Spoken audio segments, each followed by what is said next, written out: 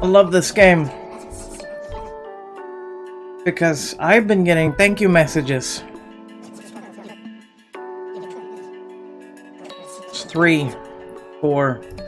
Had someone message me on Discord, give me a little personalized message. They joined the Discord server. Didn't want to stay. It's fine. But they left a little message. I'll read it here in a second. I'm loving this game. My god, do I have a ton of notifications. None of them are important besides the fact that Native Americans is following me, which is a fantastic organization. And on Twitter, and they have some fantastic hoodies, which I would love one. But I digress. Hope you're all having a wonderful day. For some of the world, we're already celebrating 2020. So we'll be helping some of those people bring in their 2020 with some positivity. And then, for those who are not in 2020, like myself, we will help bring in the new year for them. Also, GamerFan, thank you very much for the tier 1 sub. Very much appreciated. Let me just make sure this is not too loud or whatnot.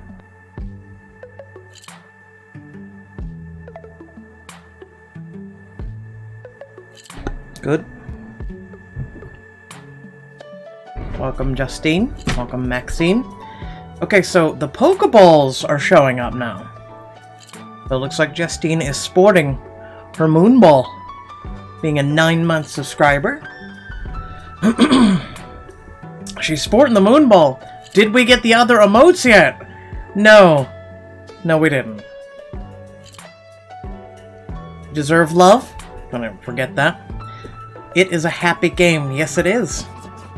Ooh, we got a 5th one already. 6th one? 7? 7. So how is everybody today before we dive into the...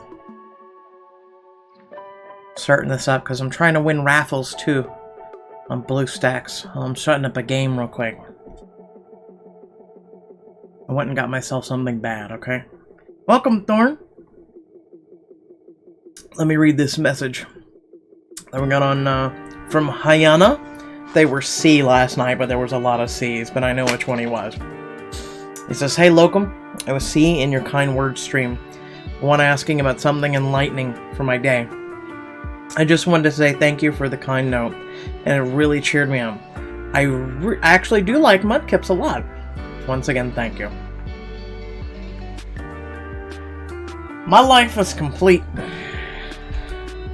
because I made a bunch of people's day. It means a lot.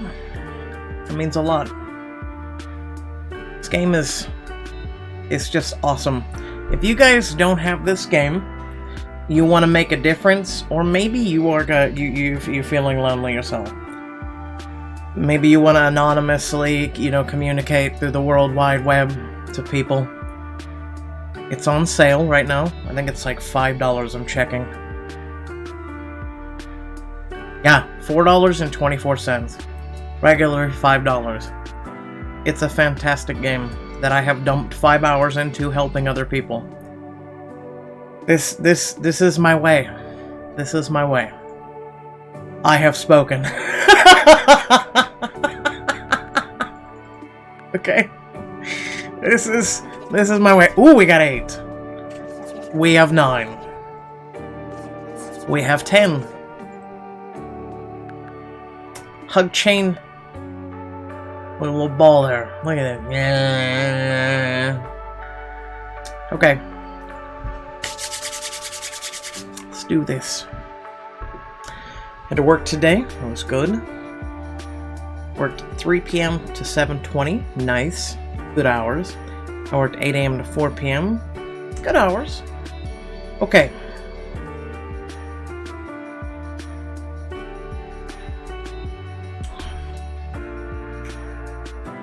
Have you ever said anything in a cover letter interview and you knew was pure gold and helped get the job? No. I can share one. I believe there is always room for personal improvement. This is why I aim to learn quickly and work my hardest. I like that. A while ago, I got really into a rough patch with my mental health. I lost a lot of self-confidence in my parents. I want to like who I really am, but what I went through has me stuck at feeling unworthy. Have I played a short hike? No.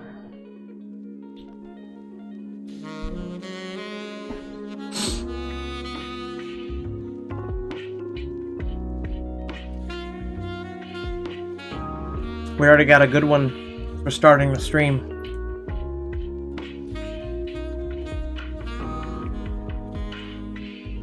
Okay. I think I know where to go with this one. Dear L. It's good. I think that you'll like it. Short hike. Is it available on Steam or what?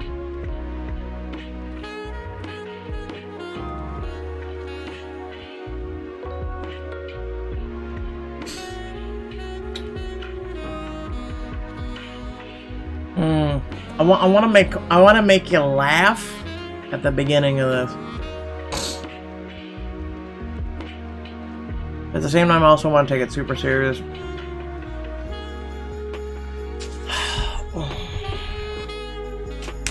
Haven't had my.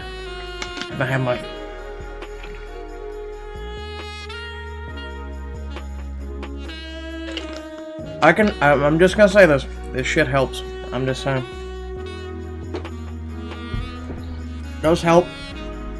The gummies are awesome.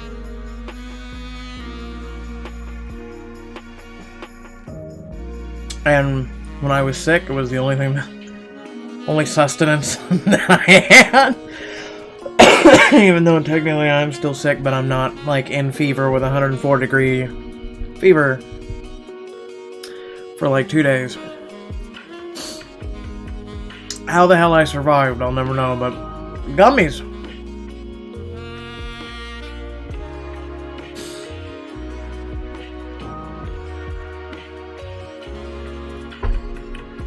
I actually don't know how to handle this. I do, but I don't. I'm trying to. I gotta get with the mellow of the vibe and the music and the stuff. You know, you gotta come off of what you were doing. Which, my God, the stores are packed. There are so many people, and then the alcohol line in my grocery store is absurdly long, and I'm like, listen, fam. If you don't get your shit before today, you're doing something wrong for your New Year's, okay? Okay. Just saying. At first, I was thinking of streaming Final Fantasy VII. And then I'm like, I wanted to dip out around midnight, just dip out for a minute. You know, get my brothers in bed, whatnot, but at least to spend it with them for a minute. So, and then come back to streaming. But I wanted to get into Final Fantasy VII. I was gonna double dip, do Final Fantasy VII, Tales of Bizarria. I'm finally caught up on Choices. Tomorrow is a brand new Choices chapter. God help me. Also, I gotta get,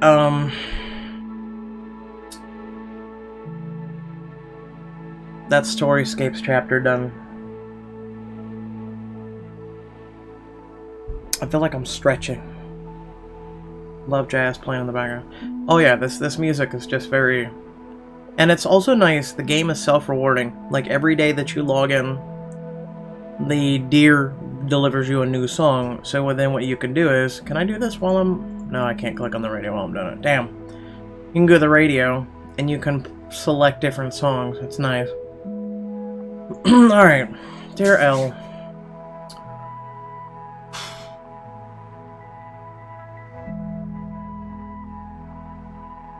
I wanna like... Okay, so the issue is, they wanna like who they are. But they're stuck feeling unworthy. Okay?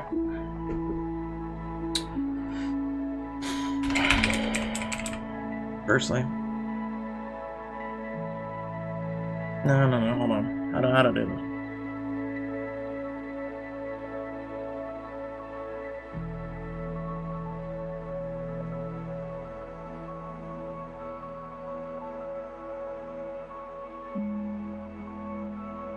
Okay.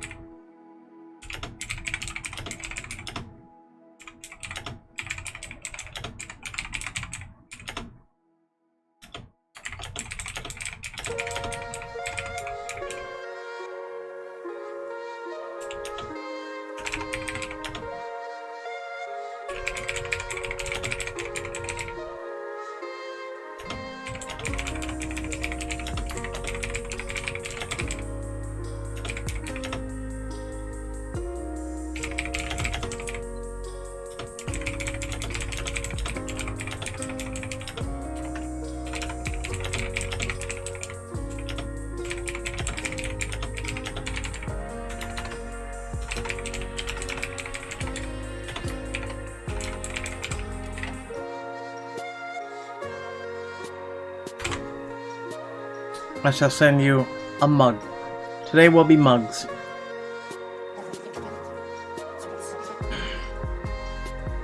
You streaming all night till New Year? Yeah.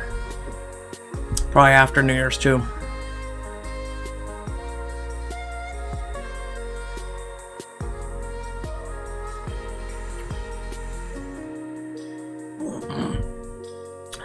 How do you keep hope? How do you keep moving forward?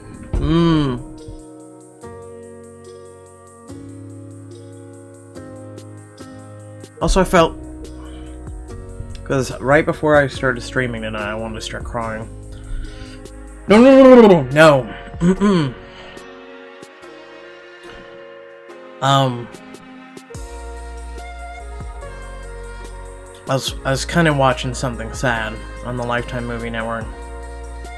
Well, I had a little something to eat. It was very depressing, but it was happy, but it was depressing. And I was like, nope, no, don't do this. Let's go motivate other people and get out of what's wrong with you right now. Otherwise, you'll sleep through the night and be really depressed, and yeah.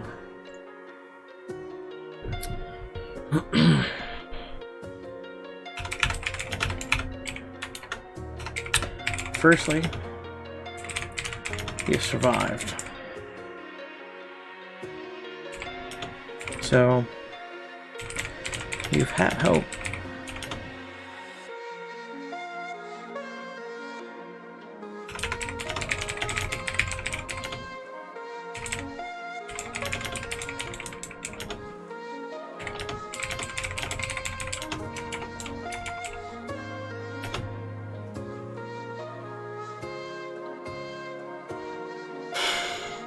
How do you keep hope? I mean, firstly, you survived. You're still surviving. There's hope right there.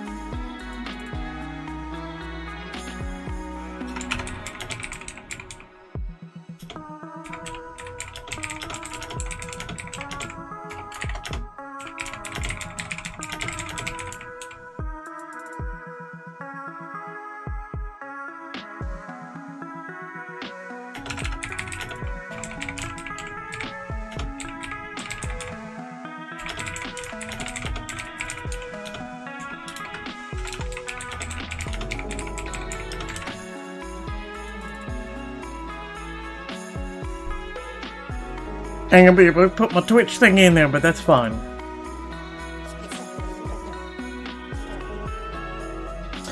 But the new year brings new resolutions. No.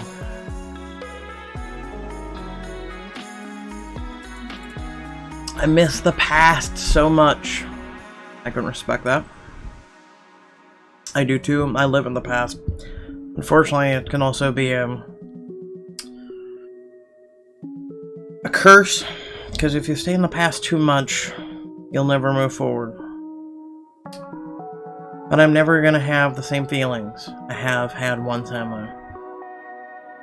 With that outlook, no. Even though they hurt a lot. Why do I miss it?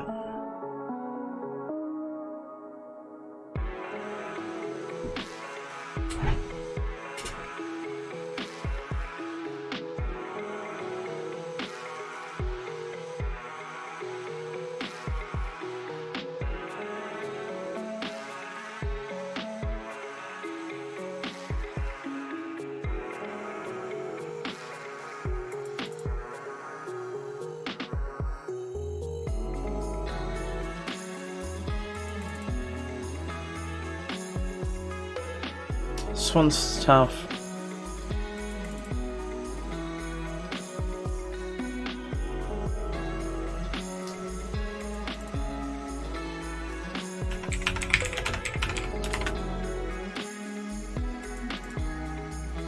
This is a statement here. I wouldn't mind meeting this person and asking them more about it.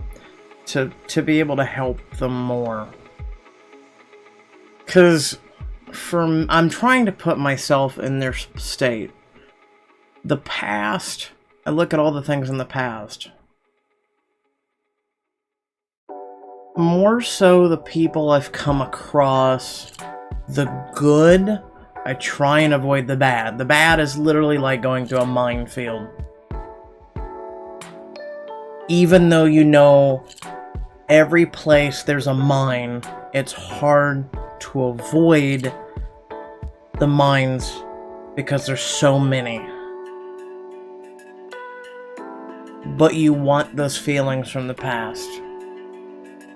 But then they also bring hurt, they bring pain.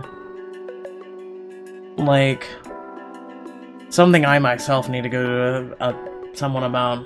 Because it's I want to move on, but then I don't. It's complicated. It's a f***ing insanity circle is what it is. But at the same time, there's certain things in the past that I felt that I can't feel now. I can't. I literally cannot feel now. So it's very hard.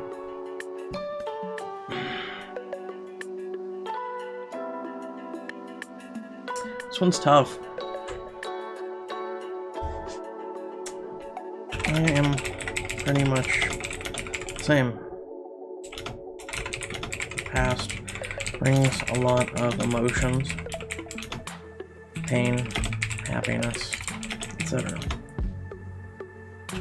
It's hard to move forward.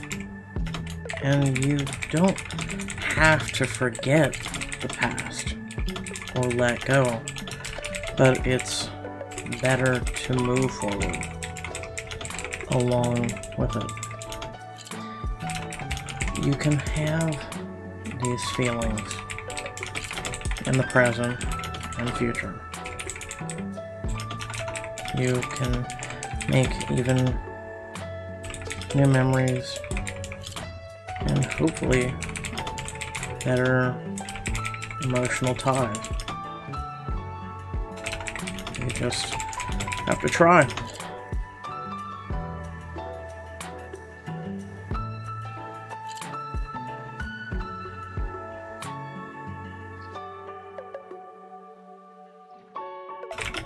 Long for what's long past, and wish and hope the future has some of the old in it.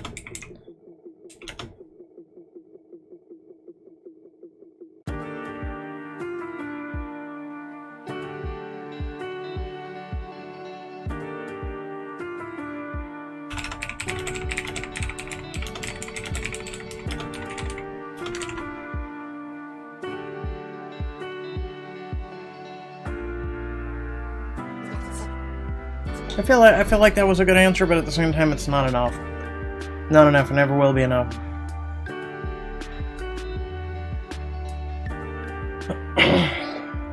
Cut someone out of my life who meant a lot to me. It hurts enough, but I know it's for the best. Because I realize that pain that she made me feel. Any tips to deal with stuff like this? Because I feel extremely lost at this point. I did this recently. I cut out a friend in my life for 15 years.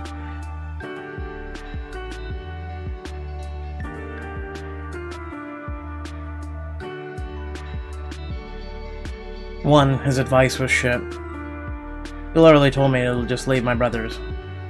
And while I get why he told me it, of, you know, I deserve a life of my own and things like that, that's something you don't want to hear. You know, there's easier ways to say things like that, but I didn't cut him out because of that. I cut him out because him and like 5 other-ish individuals used to be part of a gaming group with me, and they're just very negative, toxic individuals. And like this one guy in the gaming group that they invited me back into on Facebook, he started attacking me. And the guy doesn't even know me. I don't really know him at all, besides his name. And he just started attacking me like, oh, I bet you're a disappointment to your folks, you're fucking, you're screwed up in the head, you're, you know, retarded, you're this, you're that. And I was like, wow, you don't even know me, dude. I don't even know why you're hating on me. I don't even know why you're throwing this shade at my ass, all this other shit. And so I started targeting him back, but I targeted him specifically back. I mean, this guy was doing everything. He was attacking everything about me, the whole 9 yards. And my buddy got involved, and instead of going, because we have a rule in the gaming group, which was never to personally attack one another. It was a no-go. Because they, not myself, had huge drama in the past because of it. And I'm typically not a person who wants to aim to hurt people and target specifically. Like, I know you could be the most piece of shit in the world, and I could know a secret about you, but I will not use it against you. Because I know it would hurt you. It's common sense. It's common decency. It's being human. It's being nice. And so I just started, you know, defending myself, and I says, you know, you're this, you're this, you're this, and my buddy got involved, and he says, well, you know, you don't have to like that guy. And he goes, yeah, what he said was wrong, but he goes, you have to respect him. And I go, why? And he goes, because he served this country. And I'm like, I don't have to give him respect when he didn't show me any, and started targeting me and attacking me and the whole 9 yards for nothing. He goes, I know, well, I'm not saying, you know, that. He's just like, and he just kept kind of defending the other guy, and I'm like, so I called him out in front of all of them, and I says, you know what, I says, I want you to stop for a minute. And I says, this guy has done nothing but for a week long has attacked me and attacked me and attacked me, and I've let it go until now. And I says, you as my best friend for 15 years are defending him because finally I smacked back at him, and you guys are saying he's in the wrong, but you're telling me that I should respect him. I said, one, I don't respect you as a friend now because of you defending him. Yeah, exactly, Justine. That doesn't mean anything and shouldn't. And people have this, because you served in the military, you deserve respect. Because you served in the military, you deserve to be overlooked for being a fuck-up. And I flat out, I was like, you know, you don't deserve shit from me. My grandfather served in the military too. And figuring everything he done, I should go ahead and respect him? No. Just because you serve does not mean you automatically get this pass, this little pass. No, I'm sorry. If you're a piece of shit, you're a piece of shit. I don't care. And so I told him, and so he started messaging me in private, and he's like, I'm really sorry, and I was just trying to keep the peace. And I said, no. I said, you backed a guy who you yourself don't even count as a friend. But you're telling me that I should respect him and I shouldn't, throw a punch back at him. After a week of being attacked, my family attacked, my life attacked, and this is a person who doesn't even know me for no reason whatsoever. And I go, you even acknowledged he's in the wrong, but you're willing to side with him because he served his country, and he's a part of this group, but he's not your friend. I go, I said, I literally told him, I says, with friends like these, who needs enemies? And I said, I don't want to ever talk to you again. I don't, if you're going to be a friend like that, and throw down like that, I don't want to ever talk to you again. I don't want you in my life. I'm done with that negativity. I'm done with, the gaming group was such, this is how desperate I've been for friends, is I was willing to sit there day after day after day after day. Everyone was supposed to get on a certain time, and I don't know how many streams I canceled, or I was late to, because I was like, tonight I'm going to play with my friends, and I'm going to get my friends on stream, and, yay, and they'd go off and they'd go do their own shit, and they wouldn't even care about me. They didn't even care to say, yo, we're doing another game that you don't have, or we're doing our own shit, or we're hanging out IRL, getting some beers or something. Day after day after day after day after day after day. And I was sitting there, and I'd be desperate, and it was really depressing, because you'd sit there and you'd be like, okay, well, eventually your friends will come hang out with you. And I literally spent money to try and keep up with them. Oh, you guys are playing Civ 6 now? Alright, how much is it? $60. Alright, I'll get it. I'll come play with you guys. And then I'd sit there and wait, because Civ 6 you can only have a certain amount of people there. Or they'd be doing campaigns and everything, and you don't want to jump in. And then by the time they got done, they'd go jump on a new game, and I'm sitting there and I'm like, well, I'm out $60 and we're gonna play? Okay. It's like Imperium. I spent 120 plus hours getting us a space base. I built it. Built us the Firefly from the movie and everything, to fly people around and everything. And they didn't care. They were like, well, we'll come back to the game eventually. And I'm like, spent 120 hours getting us everything for the game. Okay. And I'm happy now I can just get a game and just go play it. It sucks. Internally, psychologically, it sucks. And I'll be sitting there and I'll be like, wow, I really wish I had some friends to play Apex with, or Imperium, Conan, or all these other games. Wish I had some friends. But at least I can live with the fact that I don't have to deal with really toxic individuals in the hopes of playing with them. It's painful. It's painful getting rid of them. It's painful getting those people out, but you have to realize, it's like you say, you have to earn that respect. That person is, I don't give a shit if you serve the country. I don't give a shit. And they're like, well, he's got 100% disability. And I'm like, and my grandfather's disabled too. And look what he's done to other people. I'm not gonna give a dude respect when he's doing nothing but throwing at me. So you're just to keep getting punched because the guy's a piece of shit. And you're just get thrown on, hey, you're just, no. So, I know this person's issues. When you gotta remove someone. Dear M, firstly, good job removing a toxic person from your life.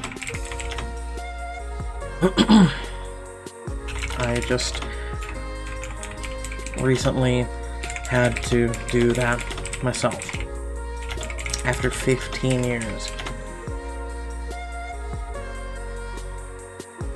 Any tips to deal with the stuff, because I feel extremely lost at this point? Don't feel lost.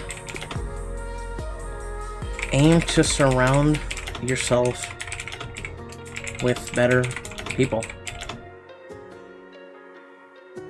Find people who accept you for you and want to be accepted too.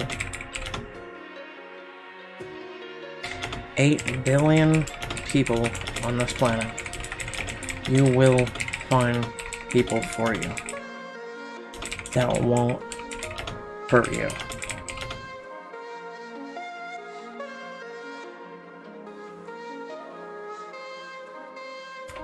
You know what? I'm gonna throw this out there.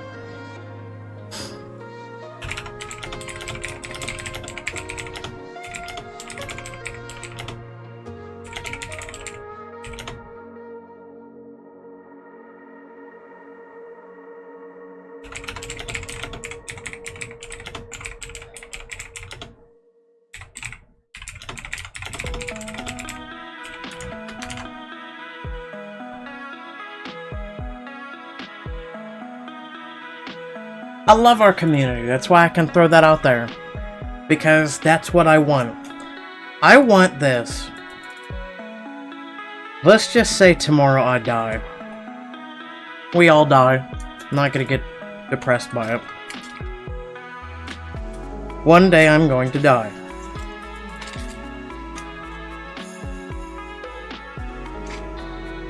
Locum 23 is just the name that I picked. It's just the name. When I made my mage in World of Warcraft, I says, you know what? Locum. And then I picked my age when YouTube was, you know, I was 23, and I was like, you know what? I'm gonna make a YouTube name, and made Locum 23. But my original goal, I originally called my Facebook page Daily Dose of Awesome. And I would put up cool pictures and memes and motivation.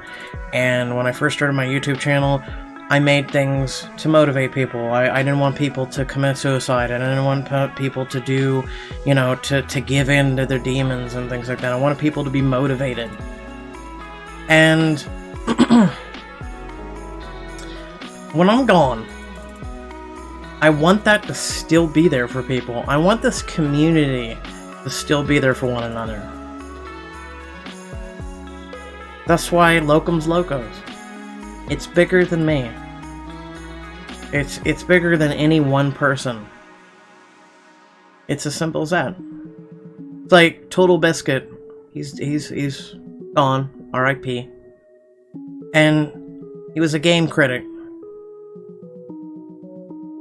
A lot of people don't make their channels about their communities. They make it about themselves. I don't want that. That's why I give away headsets and I give away games, and I could easily keep that shit. What is the point? I want people to reap the rewards as the community. I want people to enjoy this shit together and do this shit together. Because I'm just the face, I'm just the person on the mic, but at the end of the day, it's the community. It's the community. You know? I can die knowing I've left an awesome community of people who have supported one another. You know? I only want that community to get bigger and bigger and bigger and bigger. That's all I want. That's all I want.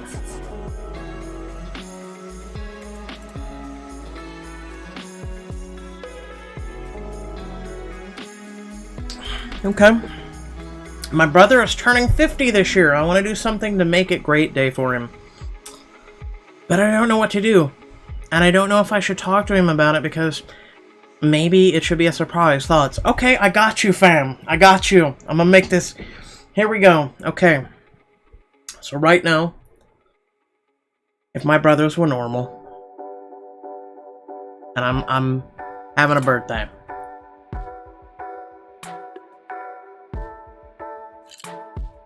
You can give him a gift. You can give him a game. You know, the stupid materialistic shit. The dude's 50. Okay? The dude's 50.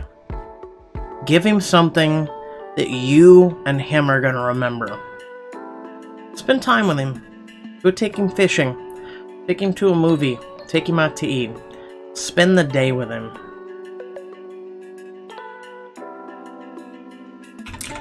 Dear M. Oh my god, hi. Ith Bell. That's awesome. And happy B-Day, Sam. I am a older brother of 2 younger ones. I'd say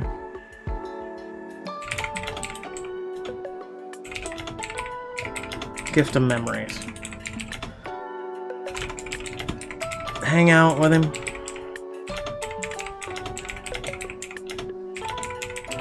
Drink or 2. Do something with him that he really enjoys.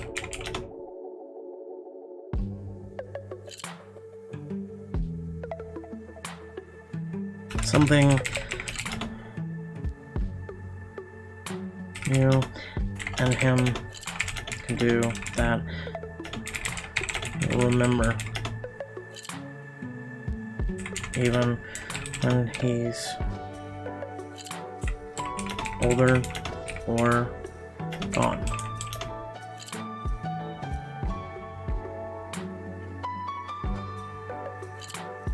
Well, no, I don't want to say that. Or memories to cherish. Someone is never truly gone unless you forget them.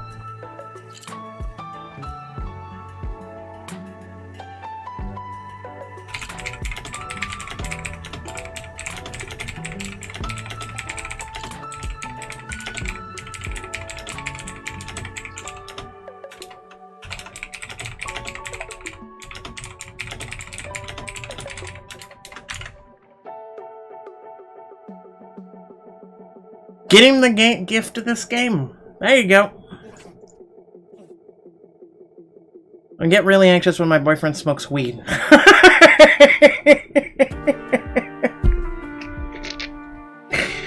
Weed does not just have that effect, but I get it. Your boyfriend's smoking. I don't know what to do or how to handle it. He makes me happy, but he smokes so much and it's really hard.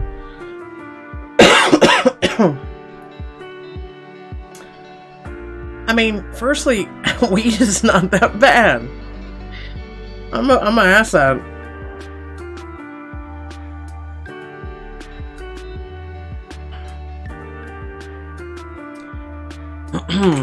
Dear A,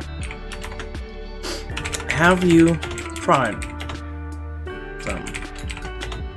It's not all that bad, but perhaps speak to him about it. Okay, the first line. I get really anxious when he smokes weed. Go like this. Go like that. When he go. You won't be anxious very long. Why is your boyfriend not sharing with you, for starters?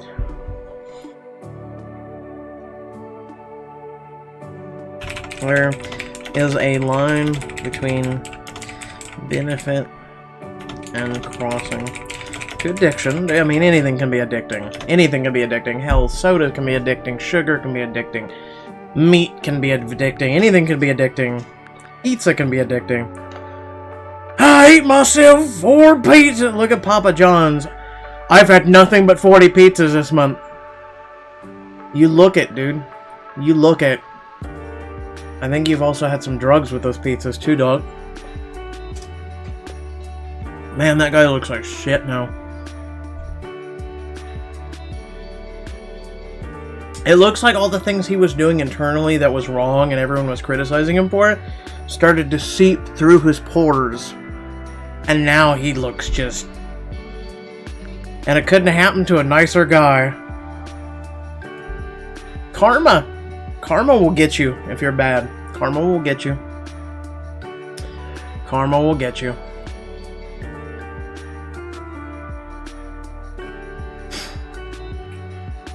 Perhaps try and have him alternate to CBD products. It's non-addictive, healthy, and all the benefits of what's in weed, but without the smoking. Hope this helps. Best wishes in 2020. Like, I know someone who literally would smoke hitters all the time. And they were illegal, but legal through the cigarette shop. And so then the cops caught on to it, and the government caught on to it, and then they had to start removing the stuff out of the hitters. But I would watch them. They did little pipes this big, and they packed a little fucking weed in there, and then it'd be gone. It was like, and they would do it, and then it'd be like okay for 10 to 20 minutes, and then they do another one, and I'm like, that's addicting, dog. Like, also the smell was just, oof. Like, there's the smell of marijuana, and then there's the smell of that shit, and I'm no, it's like skunk, but worse. Like, I'm immune to skunk, because the place that I lived at, there was a skunk every night went off, and so you'd be sitting there, and you just get used to it. When it just smells fragrant now. You're like, oh, it's a skunk about 3 miles down the road. Just, yeah, got scared. And everyone else is like, oh god, and I'm like, fragrant. But we had a skunk going off every night, and I was like, you get, like, at first, all yeah, it was horrific, and it would seep in through the air conditioner, so it was like, you were screwed if you didn't have the AC on, you were screwed if you didn't, so it's just like, just accept it. And then it gets stuck in the AC, so that it kind of, like, lingers. And then the next night, another skunk, and it was just to the point where I was like, screw it. I'm worried that I'm not good enough. I'm worried that I'm bothersome. I'm worried that maybe I'm not doing enough. Okay? That's me every day. How to help you. Dear A, you are good enough. But if you wish to change, set goals. Set realistic goals. And don't overwhelm yourself with too many of them. Bothersome. Unless you're literally going up to someone and going, hey, how's your day? What's up?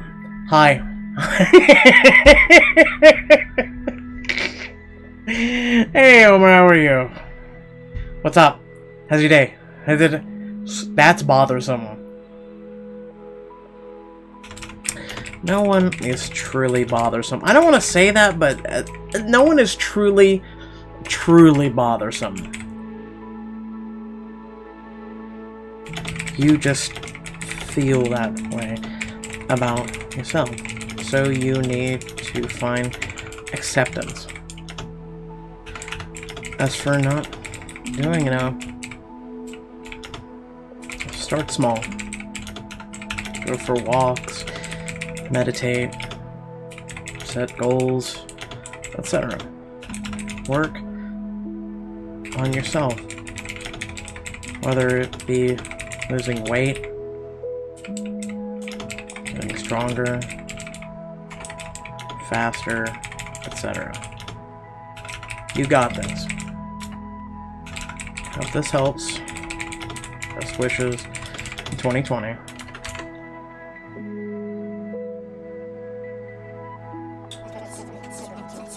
Well, I take it back. What are you taking back? What are you taking back? I'm confused. I'm more so confused. Why in the like, I'm serious. Hold on. Hold on. Hold on. Affiliate. Go to affiliate, you piece of shit. Emotes. Still pending.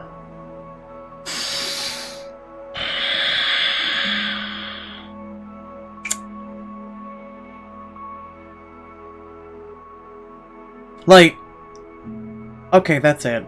That's it. That's fucking it, Twitch. That's it.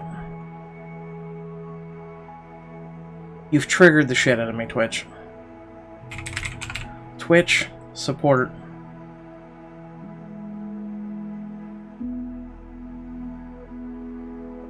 I have been waiting weeks for my emotes to actually go through and no longer be pending. This is harming my channel and taking away emotes my members once had for specific tiers. Please assist.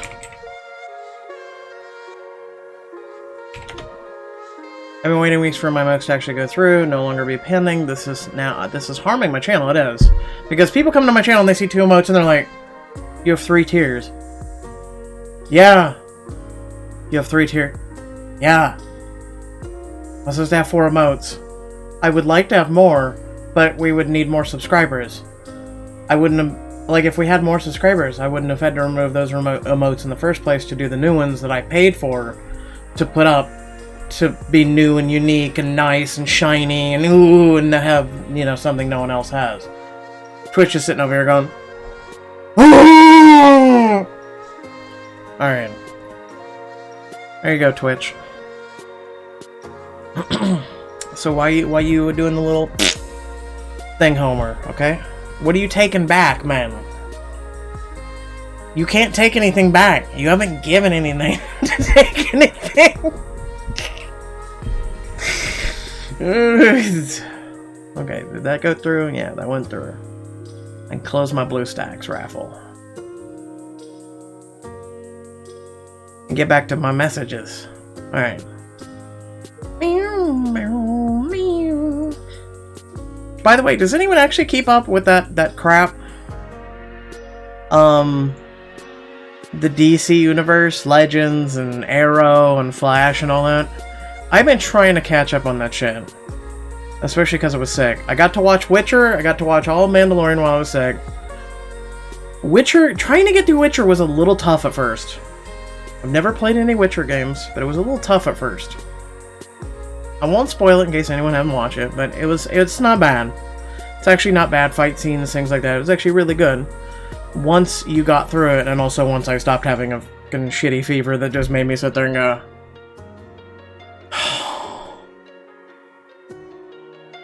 what does this even mean? And also the time traveling, kind of like going back to get to a point. And it wasn't time traveling literally, it was just trying to like fill in this history of Witcher, and it was just like, okay, alright. Like, it ended up being good. I'll give it 8 out of 10. It was alright. I'm not a huge Witcher fan, but like, I mean, it was worth a watch. I'm looking forward to Season 2, but I'm looking more so to Mandalorian Season 2. Oh my god! That show. But, and this won't really spoil if you haven't watched Rise of Skywalker, but in order to get one of the things and understand it, one, Fortnite has to be relevant. No joke. To understand Rise of Skywalker, you have to actually play Fortnite. That's... no. 2, to understand Rise of Skywalker more, you have to have 4 books. No joke. Which, going through those 4 books made me hate Rise of Skywalker even more, because half the lore in those books, such as their big Pictionary, you know, whenever they do a Star Wars movie, they release a new, like, Pictionary thing, and this is like, this is a Star Destroyer, and this is how many people are on it, and this is how many photon cannon. They ignore half the Disney lore in those books to make Rise of Skywalker. So when you, as a person who's a Star Wars fan, actually take all that into account, the normies don't care. For people like me, who actually care, I want to give it a 1 out of 10 after I'm done, and I went through all of it. Oh, it was like force healing. Where did force healing come from? No Jedi, including Yoda, has ever done force healing. But it's been there. You need to watch Mandalorian to realize there's force healing. Stormtroopers. The big trailer. This isn't spoilers. This isn't... They fly now! They fly now! They fly now! They've been flying literally since before Clone Wars.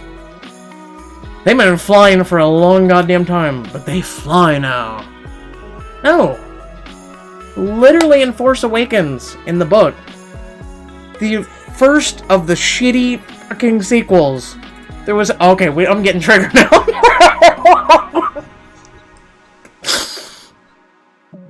in the book, with all the, you know, this is artwork, and this is things that were supposed to be put in it and everything, there was a Sith trooper that had a jetpack on its back. That was supposed to be in the movie, but was removed from the movie.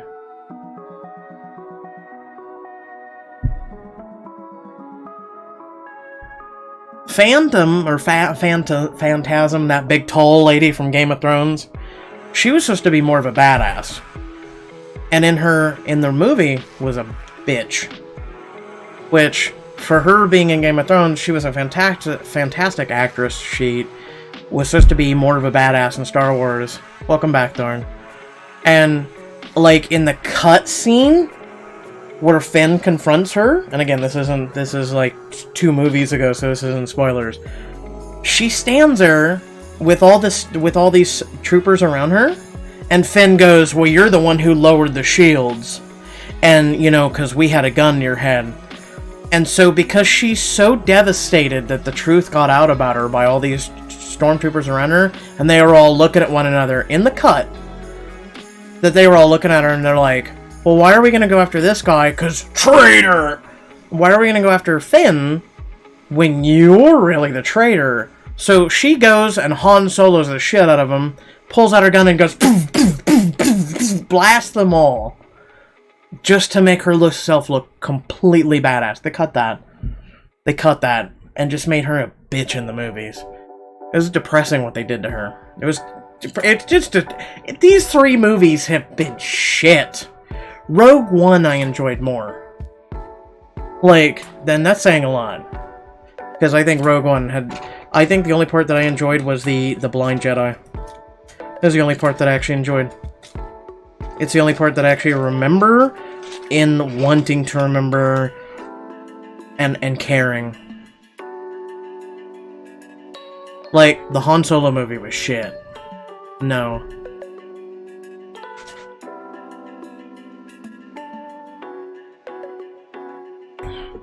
Rogue One. The only thing that's good that's came out of Disney. Anyway. Last night at 2:30, my dad went unresponsive and stopped breathing. Luckily, I had performed CPR. He regained consciousness. This reminded me all too well about mortality and how one day I will see my dad's face go white and die.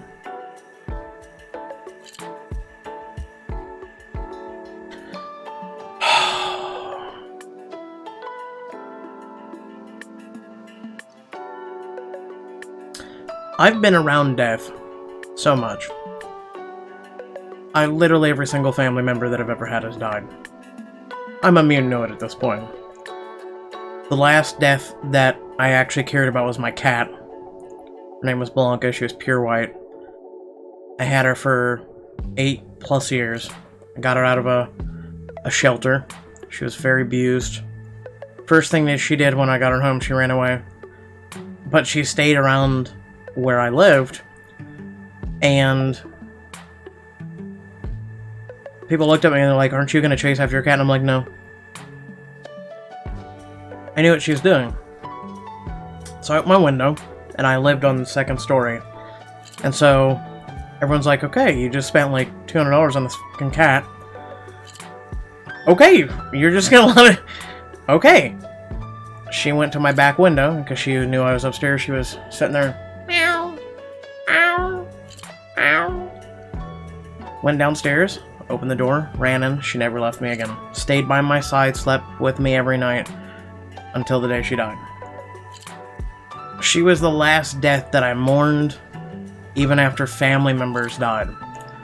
That I actually sat in my hall while she was dying in my arms and cried like a bitch. Like, I cried and I screamed and that was it. I watched my grandma, who I called Mom, who raised me, die. And I didn't shed a tear. Her funeral, didn't shed a tear. Because here's my grandmother did unspeakable evils to me. She was a lesser of two evils, but she did unspeakable evils. I walked away from my grandmother, and her final words before I left when I was younger was, "I'm going to die in this house." And she did. Because I used to stand there and defend her. Used to get the shit beat out of me. Used to everything.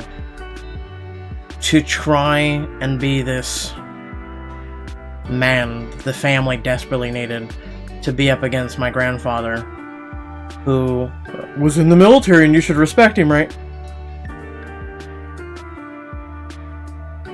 And just to take the abuse away from her, just to not have her get smacked around, but allow me to get smacked around. Until one day, my grandfather was beating the shit out of her, and finally, I had been doing karate, I'd been doing football, I had been doing a lot of things to keep the rage monster inside of me and temper the blade.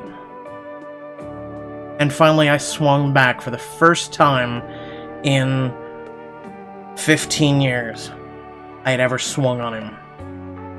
And I knocked the shit out of that man with one punch. He had never been hit. Broke his glasses, and I knocked him down on the ground. I cut his face open because I broke his glasses and everything. Cops came and told the situation.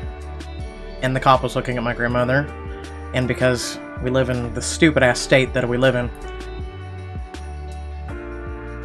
he goes, did he defend you? And it was like forever. It was like eternity before she looked at the cop.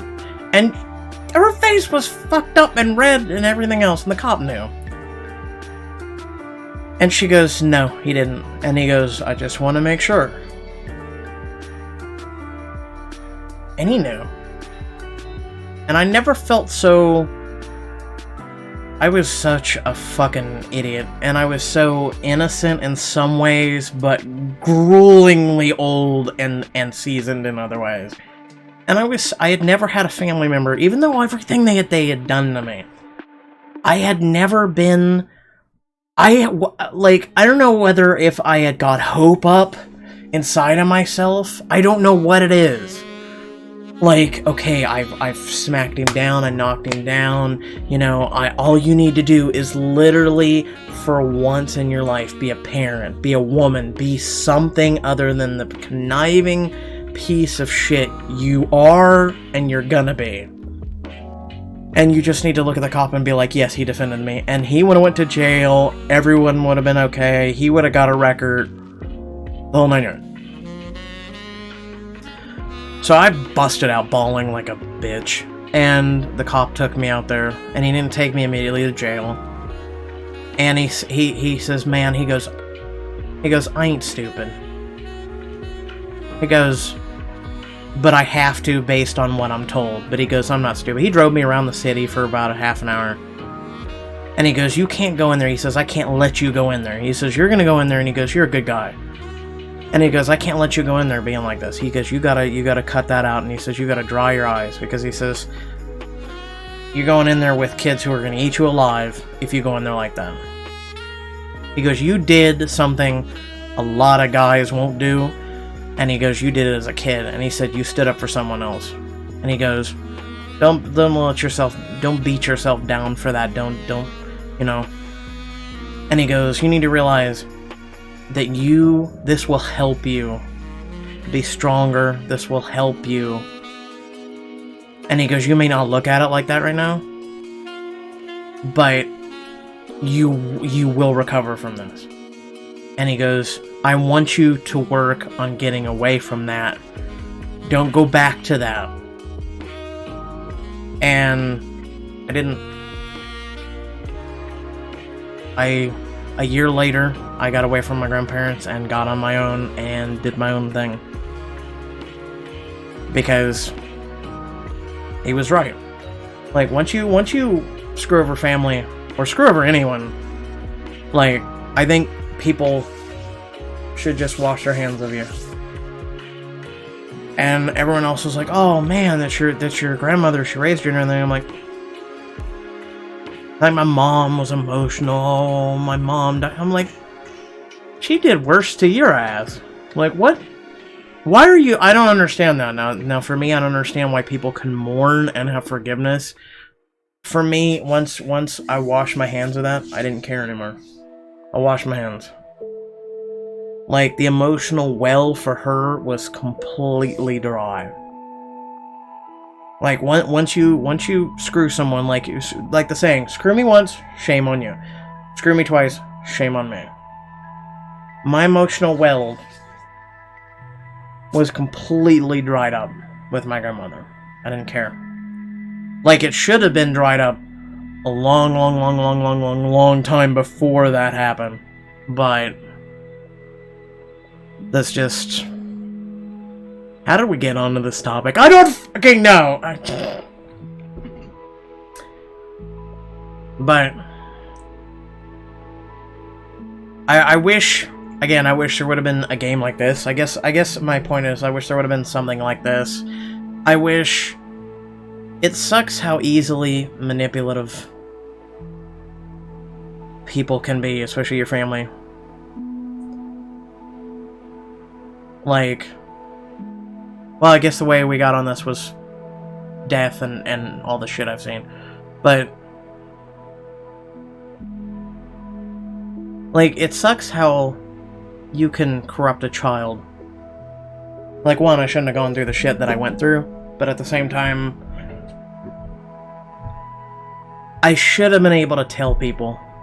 I should have been able to tell people the things I went through, and I should have got out. I should have got out when I was a kid. I should have got out before I was a teenager. And I shouldn't still be dealing with family, even to this day. But... Like,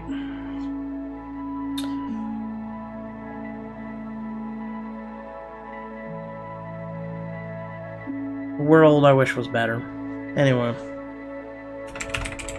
dear E, I'm very glad you were able to help your dad.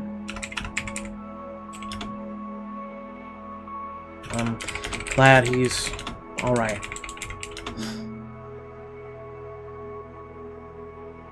I would suggest living each day with him like it's the last.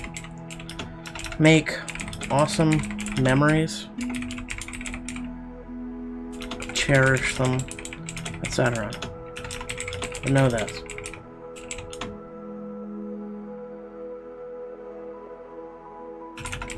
Your dad will forever be around because of those memories. You will keep him alive in spirit and in your heart.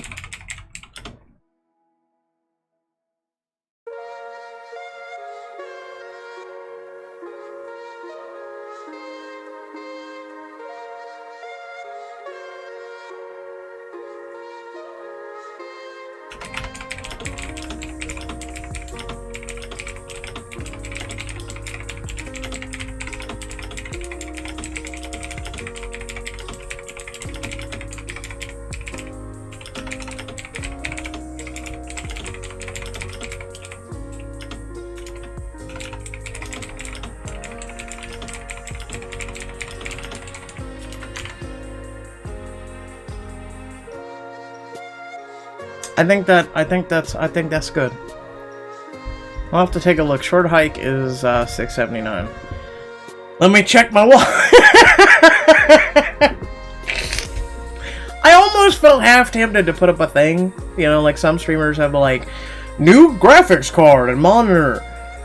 Fucking $1,200. I'm sitting there going, I've never done that. I've never actually done like a money goal at the top of a stream or something. And I'm sitting over here going, shit, can I have just money for games? For streaming them? Like, I'd like to try Escape from Tarkov. It's like 20 some bucks. I have like 80 games on my wish list in Steam that I would love to just jump into. It's like one of these I'd like to play. Final Fantasy VII I plan on playing. Yeah. Like,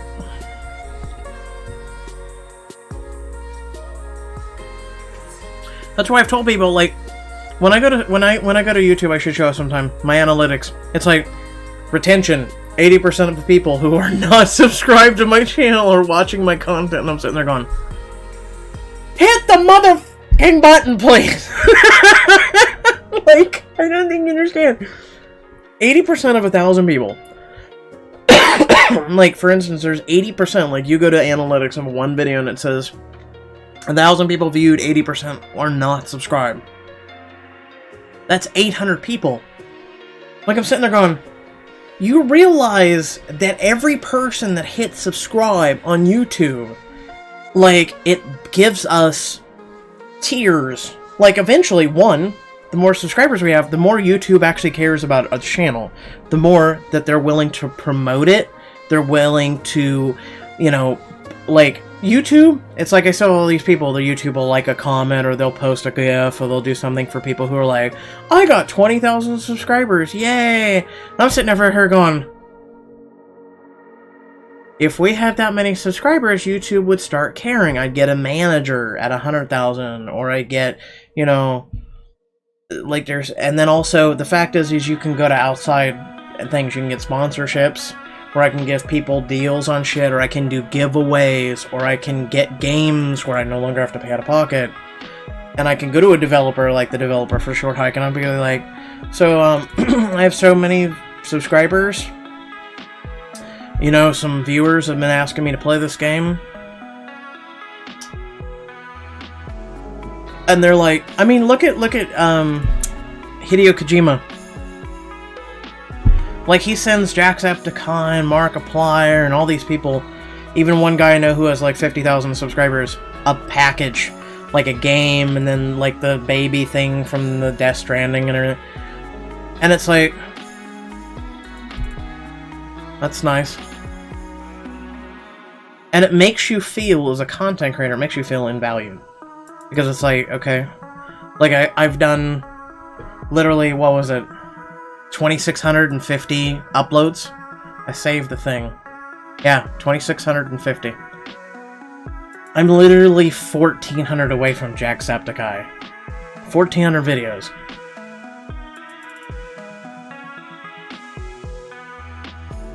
Like, I'm not sitting here saying, yo, I deserve as many subscribers as him. I do want the community to be as flourishing as possible. And I wish it was. Like, I wish, I believe it should be.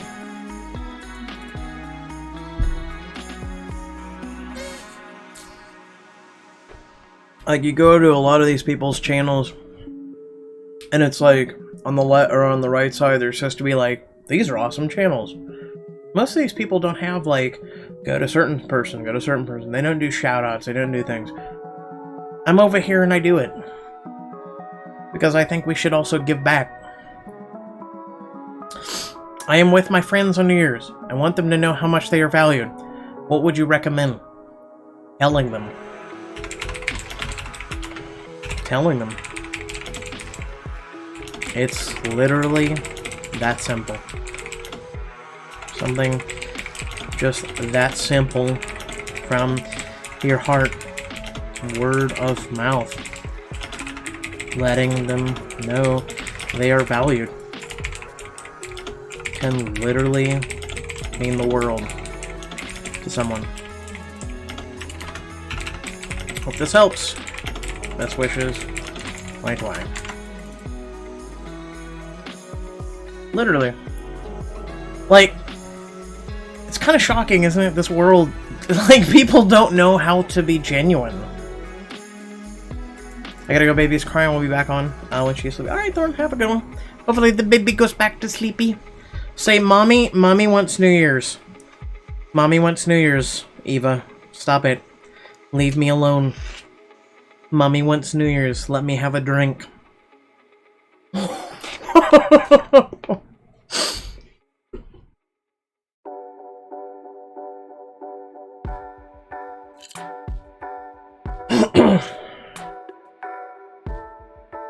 Okay.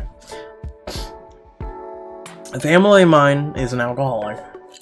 And I want to tell her, but my parents wants to tell them, and that I don't try to do anything. My father likes to scream, by the way.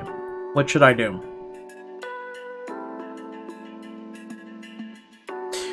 Why are your parents telling you not to tell them, but they're gonna tell them, but they're not telling them? That's stupid. Fuck your parents. I'm serious. Fuck your parents. That confuses the shit out of me. You should tell them. Especially because you value that family member. Tell them the impact of their addiction and how it's hurting you. It will hopefully empower them and motivate them to stop.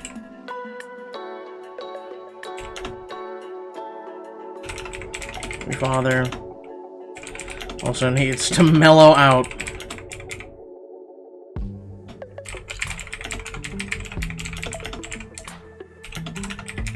Perhaps he needs to work on his rage monster.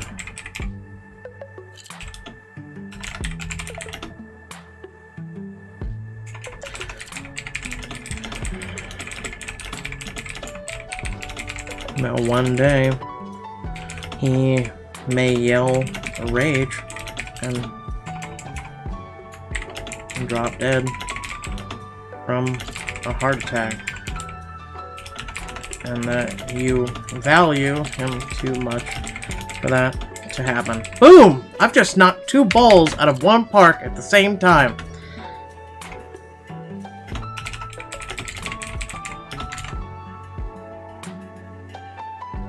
Rocking that shit. I'm in my mood now. I'm in my zen. I think I'm gonna really want to focus on myself this year. There's a lot going on, but I don't really feel afraid. I've lived in another country for a while and just got back. I started kissing a really good friend and got out of an abusive relationship. Okay?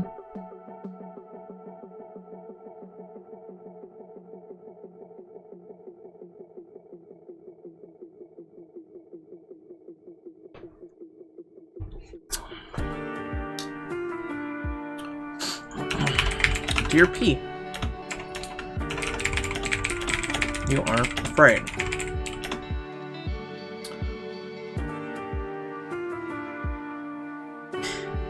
You should consider telling your good friend how you feel, and consider becoming more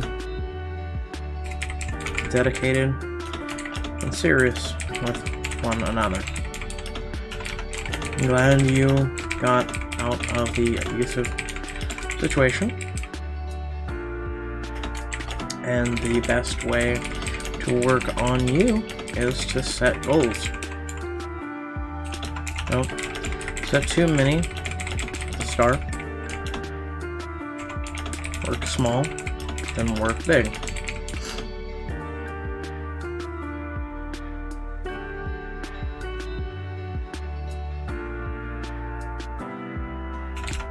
Hope you succeed. Have a great 2020.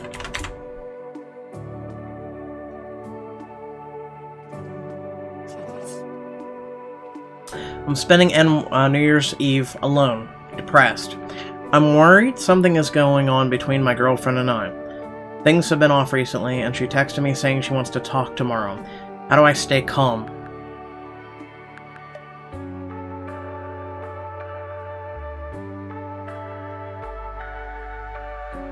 Ouch.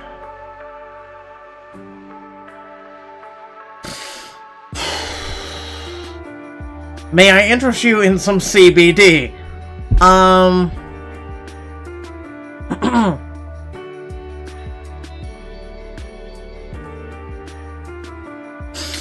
Okay. JT. Here I'm spending it alone. But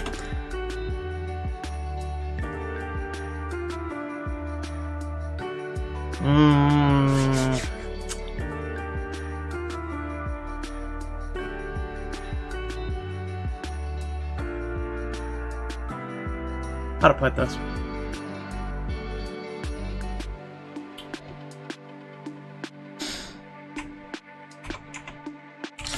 Firstly, set some goals for your new year. Realize that... I mean, why are you... Oh my god, I want to talk to you. I want to talk to you. You should not... You have a girlfriend. You should not be spending it alone. Where's your girlfriend? I don't want to criticize this individual, but... like... your girl has already sent you a text saying we need to talk tomorrow. And you're spending New Year's Eve alone. Let's be honest. She's off with some dude. Or girl, who knows. But she's spending her New Year's Eve with someone. That's a dick fucking move, let's be honest. Been there, done that, got a t-shirt. Like, okay. No, we're getting rid of this, Okay. Alright, brother. I'm gonna help you out. Right now. This is the first time I'm ever gonna be like this. Alright, here we go. I'm gonna help you out. You deserve better. You deserve to be with friends, family, or someone special this New Year's. So, we've got you a goal, my friend.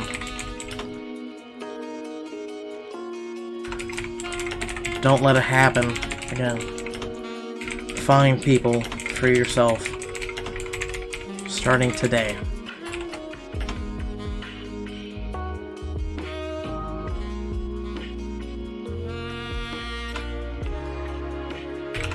If she gives you the talk tomorrow, realize there is 8 billion people on this planet. And there is a girl out there for you who won't do you this way on New Year's Eve.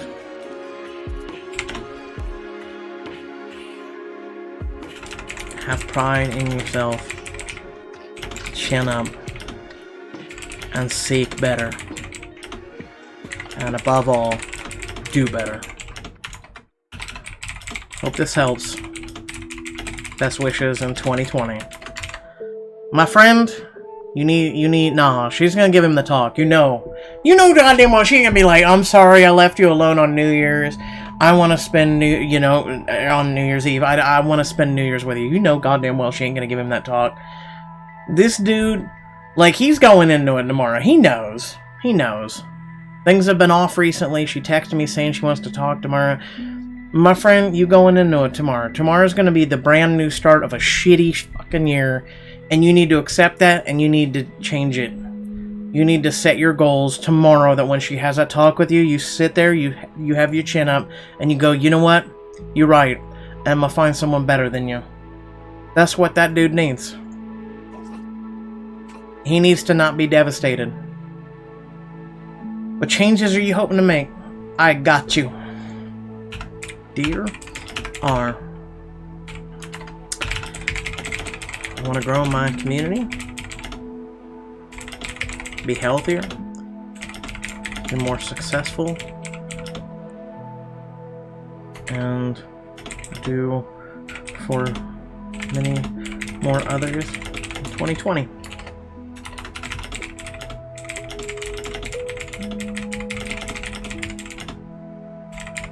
Best wishes in 2020. There's your coffee cup. I love that cup. I'm very sad. Sad woo woo. Ooh ooh woo. I haven't gotten a hug. Virtual hugs. Dear B. Don't be sad.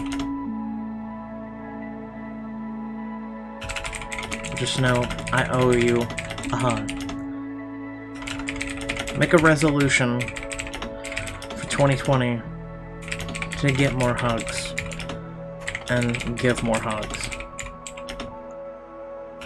Aim to smile every day and make someone else smile too. I hear fireworks. I see fireworks. It's only 9:30. What you doing? Why you do this? I mean, it's pretty. It's red and white. Okay. Thank you for the fall small fireworks show. I appreciate you. But why are you celebrating this early? Anyway. Make a resolution for 2020 to get more hugs. Give more hugs. Aim to smile every day and make someone else smile too. I hope you meet some awesome people and make some friends in 2020. Best wishes.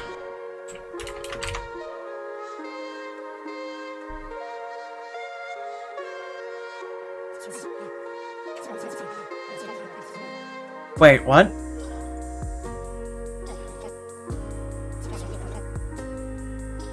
Something went wrong trying to send your letter. Whoa, you're written too fast. I'm only one dear. Please wait a second, try again. Don't do this to me right now! Don't do this. I wrote too fast. What are you, checking my shit for spam?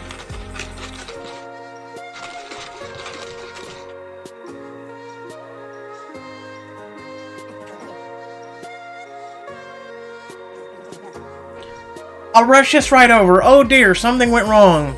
Could not add response. I thought you said hated, so I was confused. What the hell? Hold on. Let's try that.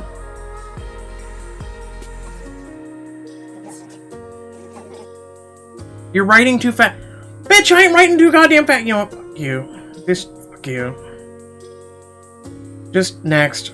Hold on, let's go back. Let's go back. We'll see if anyone gave us... Maybe this is why we have a backlog. 3 people. Okay. Any inboxes? No? Okay. I really hope 2020 to be a better year for us all. This planet needs more peaceful year, and we all need to be more loved and love more. Around midnight, please pray and bless the world and commit yourself on a better person, too. I am a better person. Shit, I can't get any better. I'm serious. Unless I was Mr. Beast and I could give away people money. I'd do it.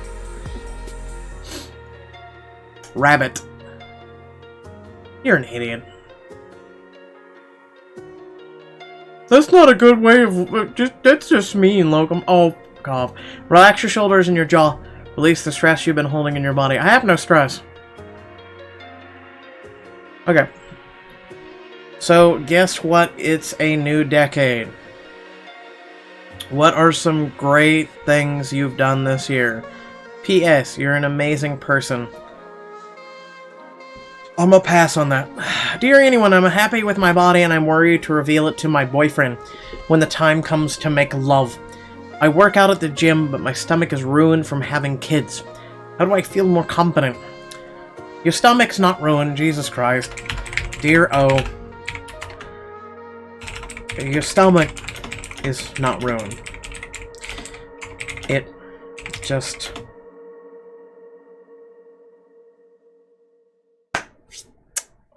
Hold on, I gotta think of a cute way to say this. I gotta think of a really cute way to say that.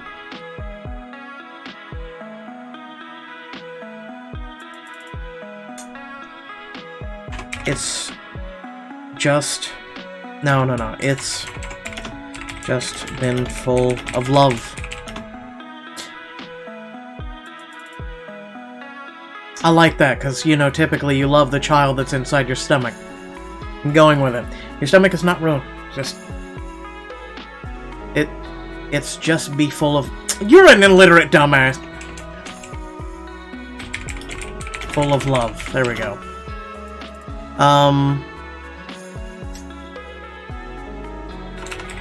Here's some pro tips for you as a person who lost 60 in 2 months.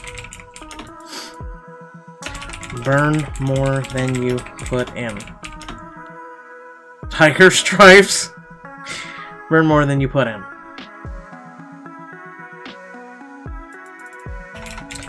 Try some walking. Jogging. Trampoline. Trampoline. There you go. You know how to spell. It's alright. It's alright, Locum. Try some walking, jogging, trampoline. Sit up. Crunches. Squats. I hate jogging though. But it's a good way. Especially for your cardio, but...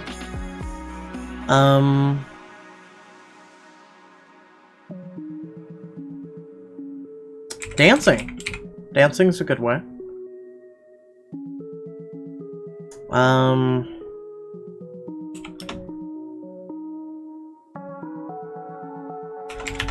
And realize you are beautiful. You created life. You're allowed to have a tummy afterwards. And work on getting rid of it. If he truly loves you, he'll accept you are a work in progress. We all are. Best wishes to 2020.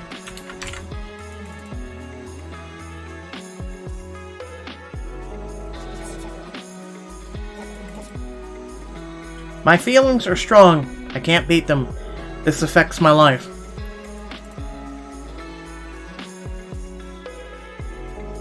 Well, this one's a short one.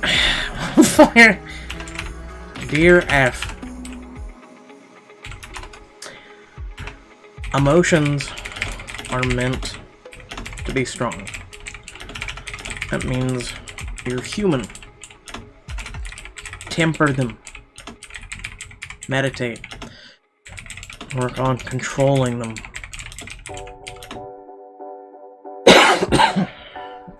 You're not meant to beat your feelings. You're not meant to. You will never beat your feelings. I wish I could.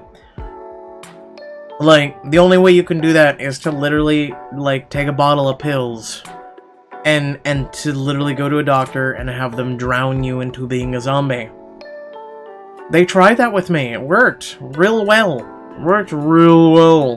And the problem is eventually your brain gets used to it, and you start waking up and you start realizing you were a zombie and you refuse to accept it. You refuse to acknowledge the fact that, yeah, you're gonna have to take more pills and more and increase the size and the milligrams and all this other shit to become numb and to beat your emotions, which you're not beating them, because eventually they're gonna burst through regardless. And eventually they're gonna look at you and be like, the pills don't work. Nothing works on my ass. And literally look at you and they'll be like, the only thing you can do is fucking be committed. And we're gonna keep you really fucking dosed up and keep you in a cell. Do you want to live that way? No. That's the only way to beat your feelings, and you're technically not beating them. You're letting them be suppressed. And it ain't worth it. So, you need to temper them. You gotta work on controlling them. You're not gonna beat them, but control them.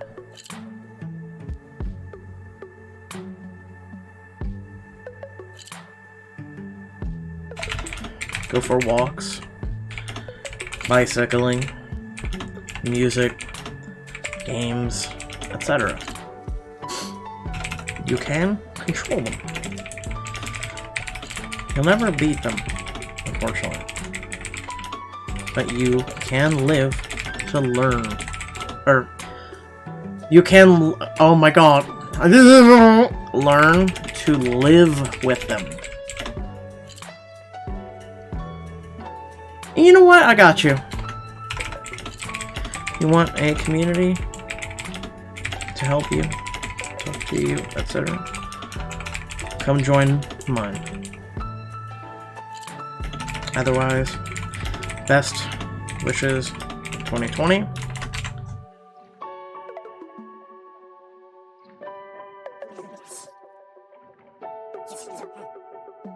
I've been thinking a lot about death and realized that the thing that scares me the most is not being worth remembering or not having impact someone else's life in a meaningful way.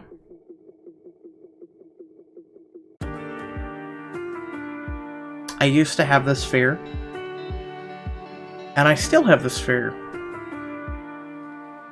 But I'm glad that I'm told otherwise. Because it's literally the only thing that keeps me alive right now. So, dear ass. I know how to spell, I swear to God. Tonight, I need some coffee is what I need. This little slushy 99-cent thing ain't working.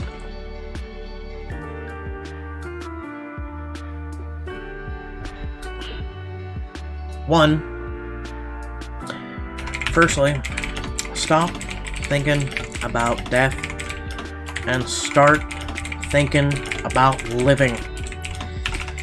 If you want to make a difference and be remembered for when the time does come, make a difference in your life and others' lives.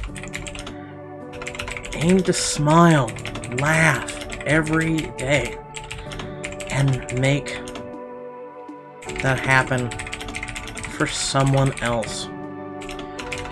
There is so much negativity in this world. Let's bring in the good times and good vibes. You got this. You deserve to live. Best wishes in 2020. Stop thinking about death, you big dum-dum. Worry that you're not taking care of your mental and physical health. Don't forget to take care of yourself, kiddo. Eat your veggies, drink your water, you're awesome. Treat yourself from time to time. Go you. I like that. I like that. I'm 195 pounds and I feel like a complete whale. I hate pictures of myself anymore. I used to love it. It's got me so depressed, but it's hard to stick to a diet and keep losing weight. Lots of times I just want to give up. I'm so tired of hating myself. Done. Done. Dear Art. Firstly, you are a cute whale. Seriously, if you're gonna already consider yourself a whale, you're a cute whale. I got you.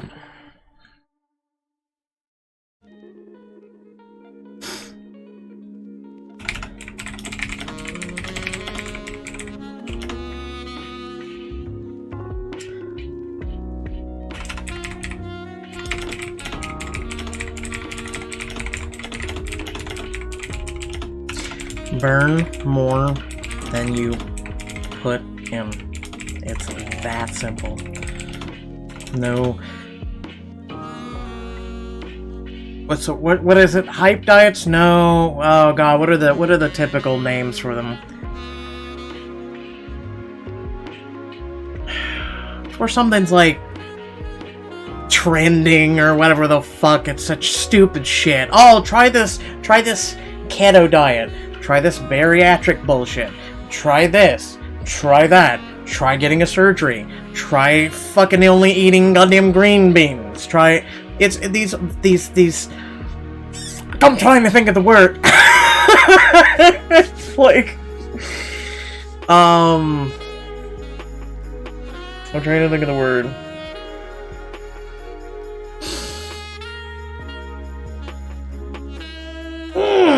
God, I can't think of the word.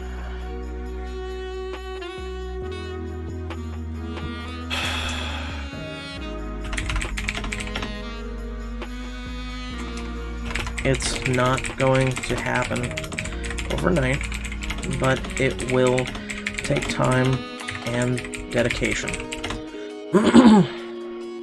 Try walking, bicep going, squats.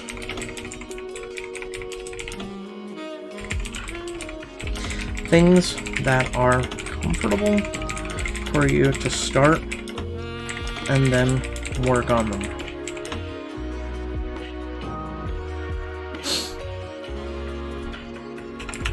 Above all, don't give up.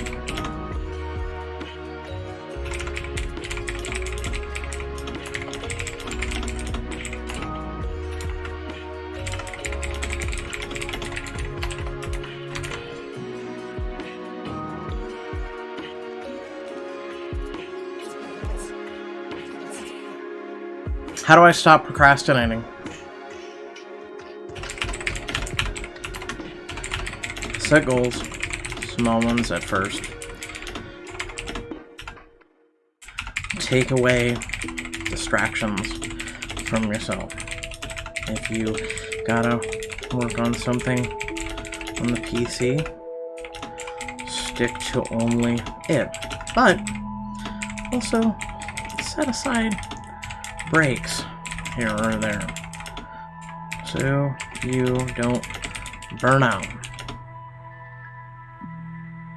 Work small, go big. Set easy to reach goals. You got this.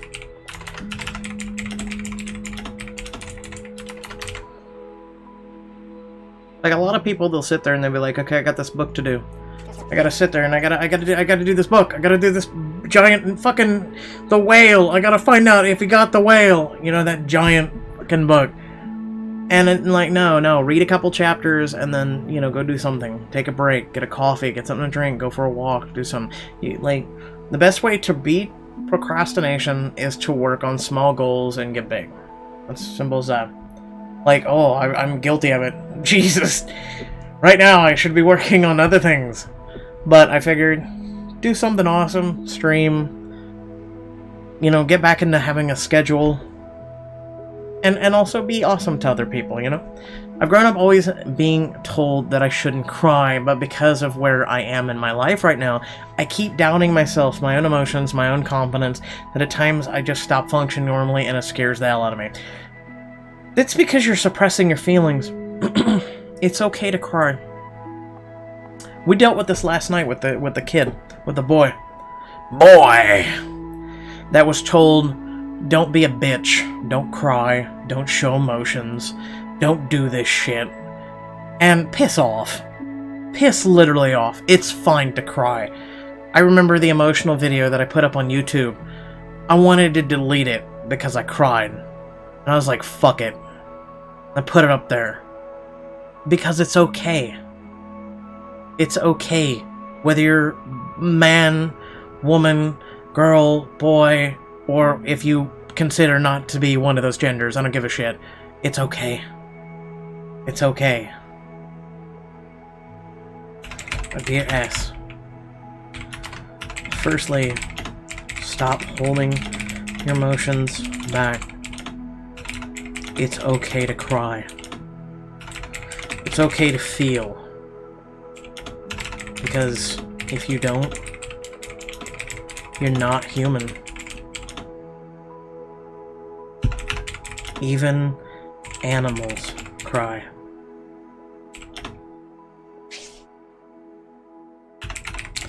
Doubting yourself is natural too. But so is surpassing those doubts.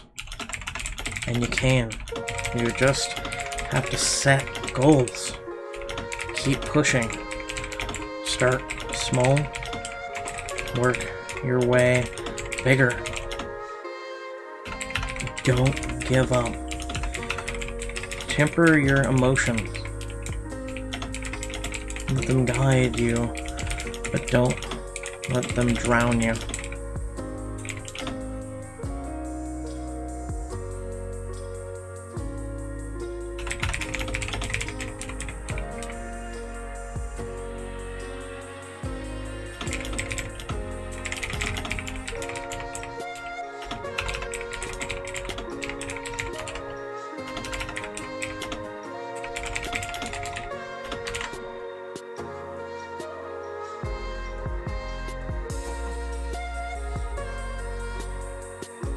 Okay, I feel like my boyfriend is ignoring me.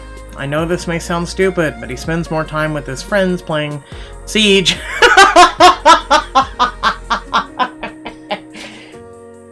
I mean... it's Siege. Oh, no, I'm kidding, but... okay, and this girl. Ah. That's why. So... I got you, Kay. I just get jealous and it feels me. Or meh. Okay? Dear Kay. Sounds like your boy needs to prioritize or he'll lose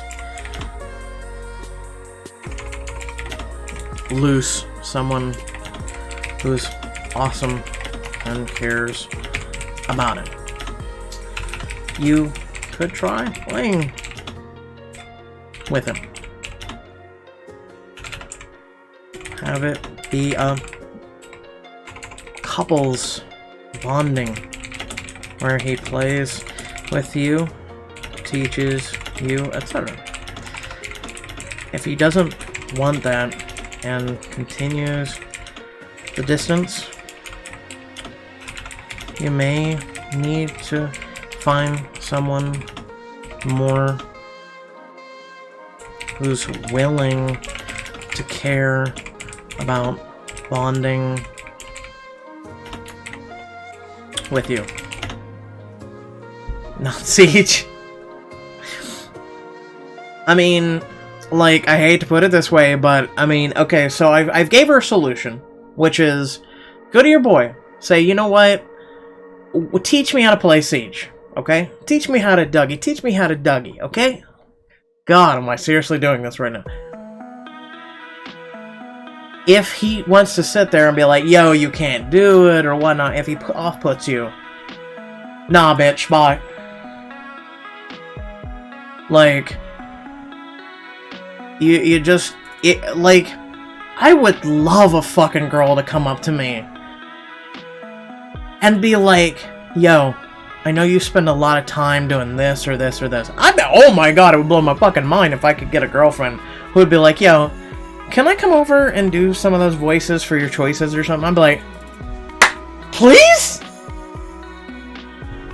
Maybe it might make me fucking enjoy it a little more, I don't know. But I would love a girl to be like, yo, teach me how to play Siege.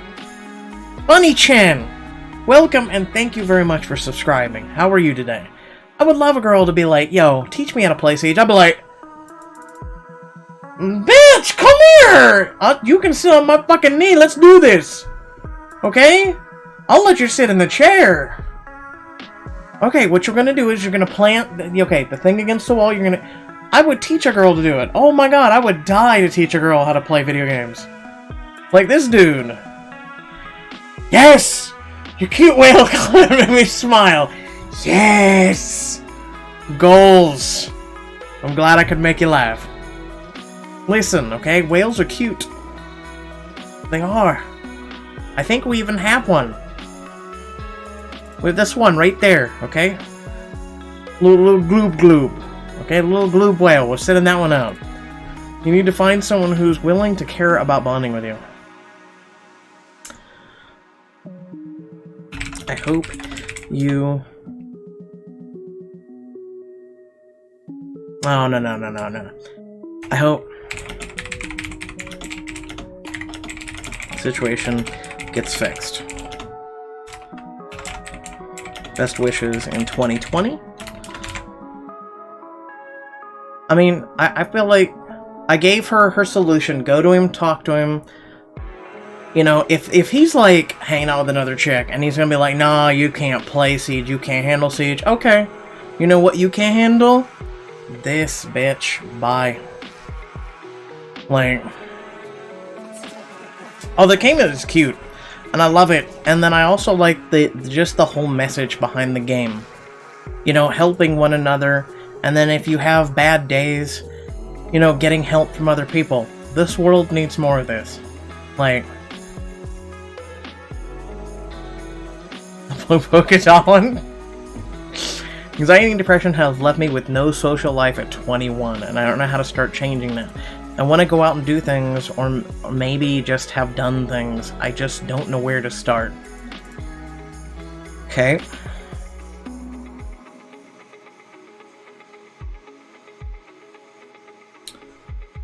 Dear Sarah, seriously sounds creepy. Why does it sound creepy? Dear S.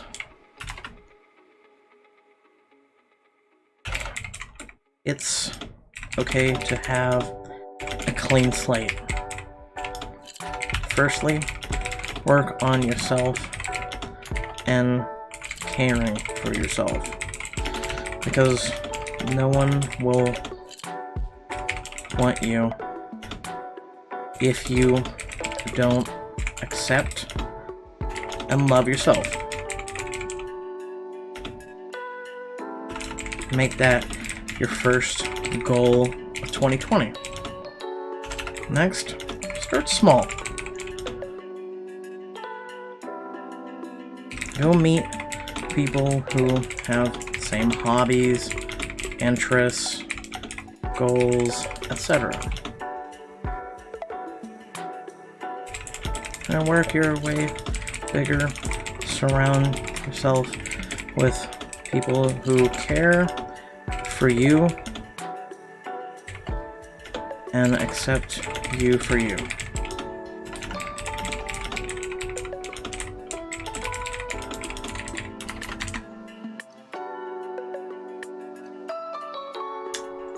The gloob gloob. Then the meatball. I ignore the deer for the most part, but it's not that creepy. I feel like whoever made this game, like the deer is the mailman that would come over to Mr. Rogers' house and deliver like good messages or things like that. And like you'd spend like 2 minutes with the deer or the mailman. And then you are Mr. Rogers, you know? I feel like that's about the best way to put it. Like, I'm trying to remember the name of the mailman on Mr. Rogers, but some of my happiest recent memories are tied to certain times of the year. Events in the year have made these memories and times simultaneously sad. I know I'll eventually make new memories, but that's small comfort for the present. Is there a question? Like, it sounds like, okay, you've made a statement. You know that, you know, it'll get better, but it's a small comfort for the present. Like, this one's a tough one. How do I deal with this one? Because it's true. I mean, well, for instance, here comes May. I hate May. It's the shittiest month in all of the year for me, because it's the year that I lost someone I really cared about, but she had the most incredible memories in the world for me. Every May is a hard one to get through. Like, that's... Okay, I got this. Here we go. Dear Kay.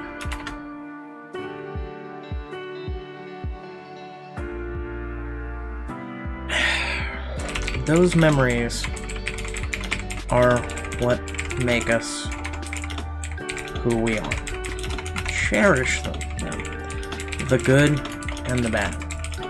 But aim to make more memories. That's literally what living is all about.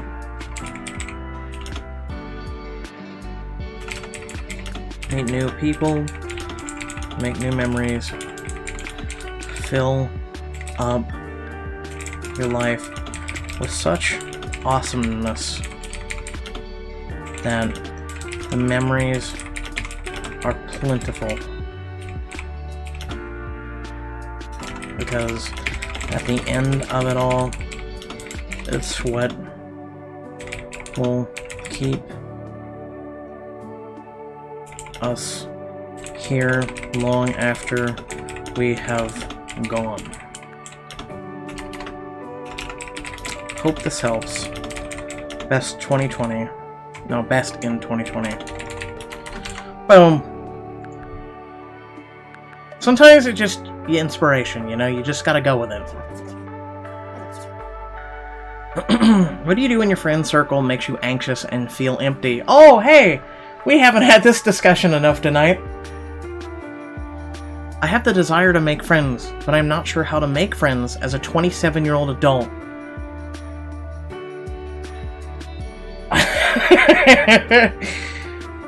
That's a complaint I hear anywhere from a 12-year-old to a 50-year-old. Like, everyone feels like, oh, I don't know how to make friends. It's like, you just fucking do. You walk up to the chick at the Kroger checkout and you're like, yo, I like your hair. And you try and not be creepy and be like, can I play with it?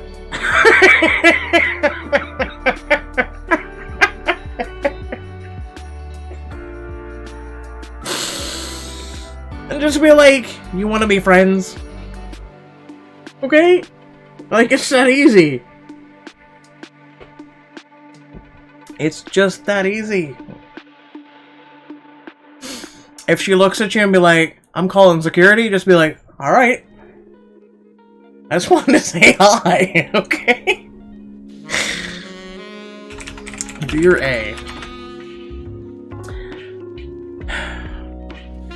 I have those same feelings with my friend circle.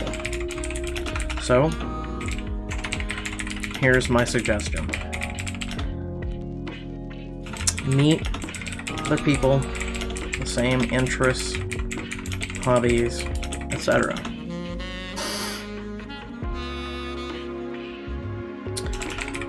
Plenty of ways for anyone to make friends. Just gotta try. And that's the easiest way to do it. Those things you're into. Like games. Get an online group. Game with them. Maybe meet up.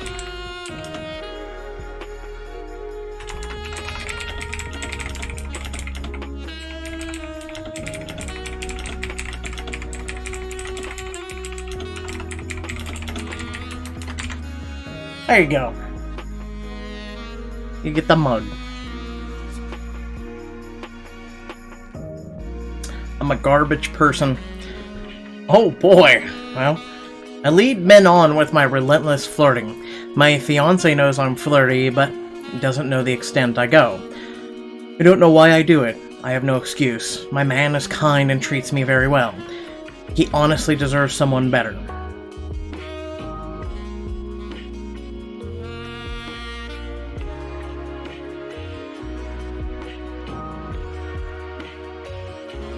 How the fuck do I deal with that?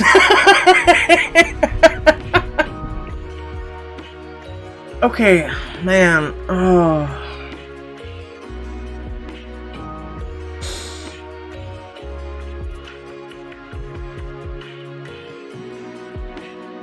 Stop being a garbage person? I mean...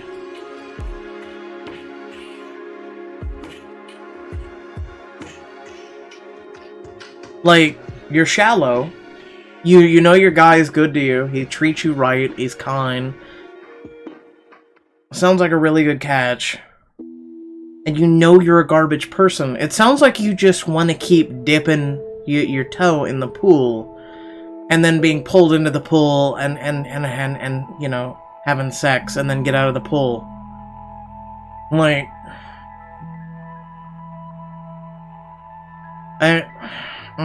how to deal with this one. I agree with that. I agree with that. Okay, I got this. Here we go. Dear W.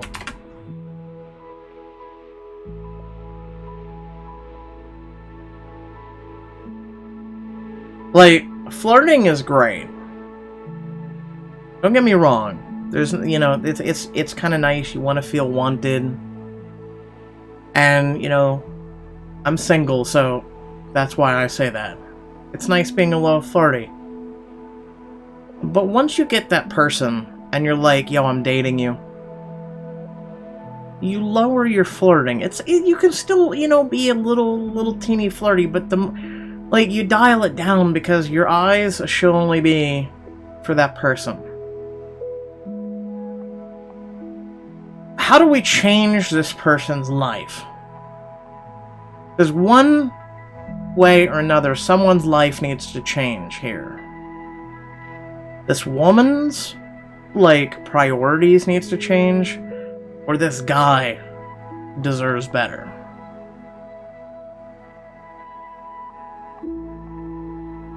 I want to do both. I think he deserves better, but I want her to treat him better. Okay.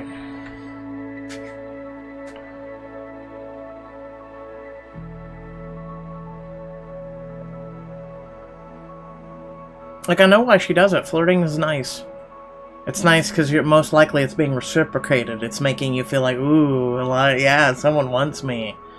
Like, but you got a guy that wants you. You're an idiot. Alright. Oh, how to do this one. You know, we're gonna be blunt. First step is acknowledgement.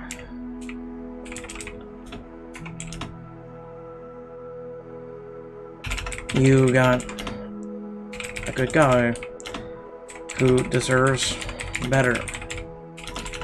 You said it yourself. So are you going to be better to him and for him? Or do you let him go?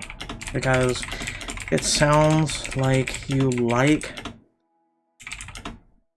the flirting more than you care, than you like him.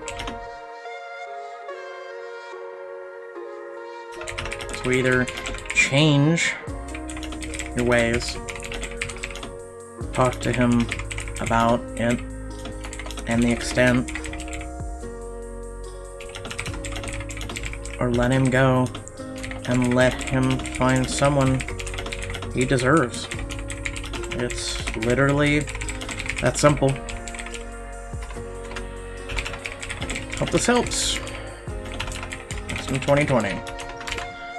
But like, either talk to him and tell him the extent, and change your ways. Maybe he could help you. I don't know. Or let him go. Like, I'm married. I can't even imagine flirting with anyone else. I know my hubby would get so upset. Yeah, exactly. And the thing is I've met women who are...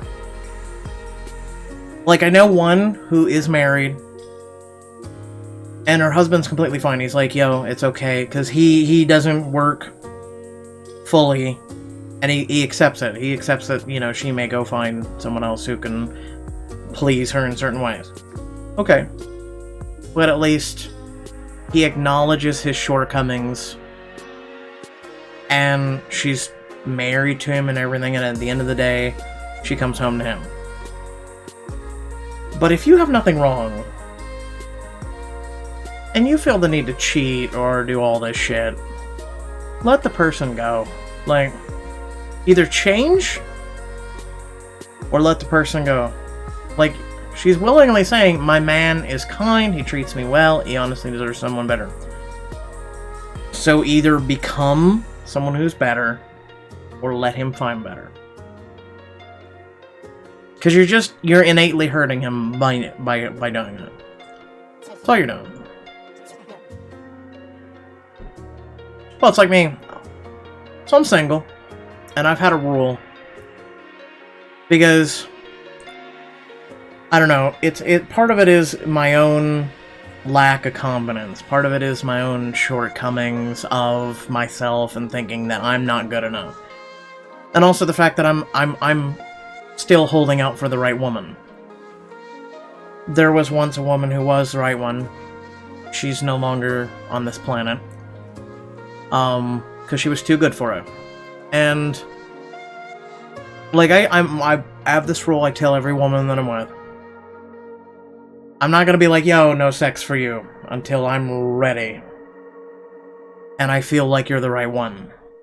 If, for whatever reason, I have, like, you want to go and hook up, and I'm not gonna deprive you.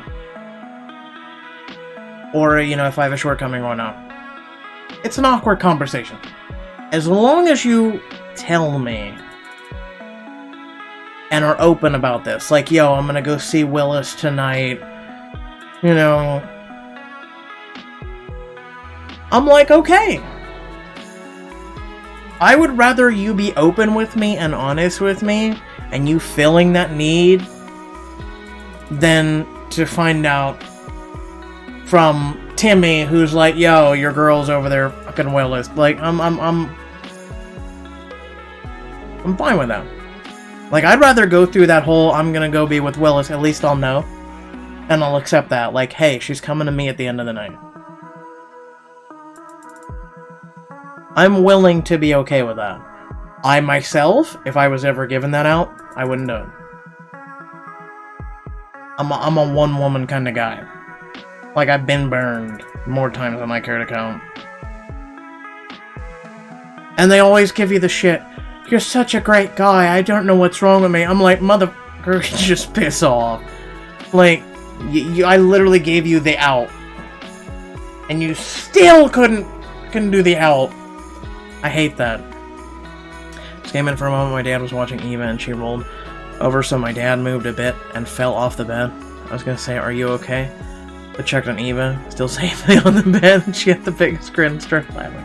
Nothing wrong with that if you're okay with it and happy. Everyone is different and nobody knows the same rules. Yeah, exactly. No one does.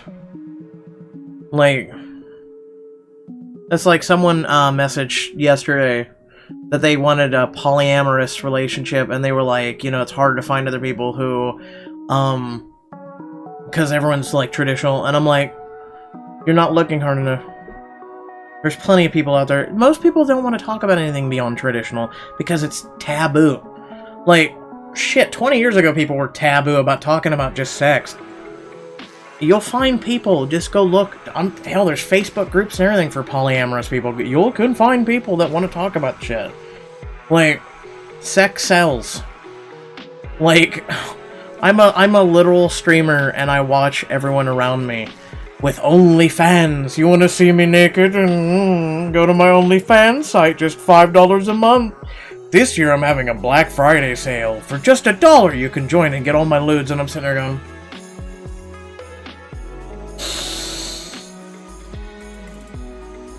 I'm gonna do butt twerking for $1. Just join my OnlyFans. It's $1. That's right, butt twerking.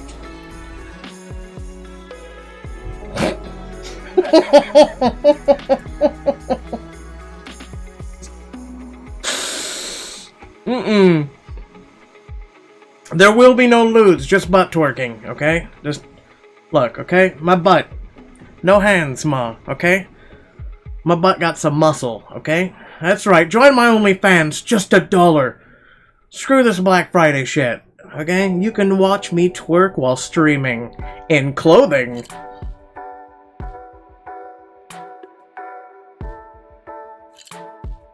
Oh, there's Facebook groups for everything. There's Twitter. Like, there's people who literally create, like, fake Twitter profiles and make memes or troll or post pictures and all this other shit. You can find it. Like, there's Tumblrs, there's Instagrams, there's... If you just Google the word polyamorous and you'll find it. And that's what I told the dude, like, just, you can look. You'll find it. You'll be okay. There's times where it feels like my dad doesn't really care about what I'm passionate about. And it just makes me angry at him for always preaching about empathy, and yet he doesn't show it. He's so stubborn about always being right. That's every parent that is, like, half a parent. Like... Okay, I got you.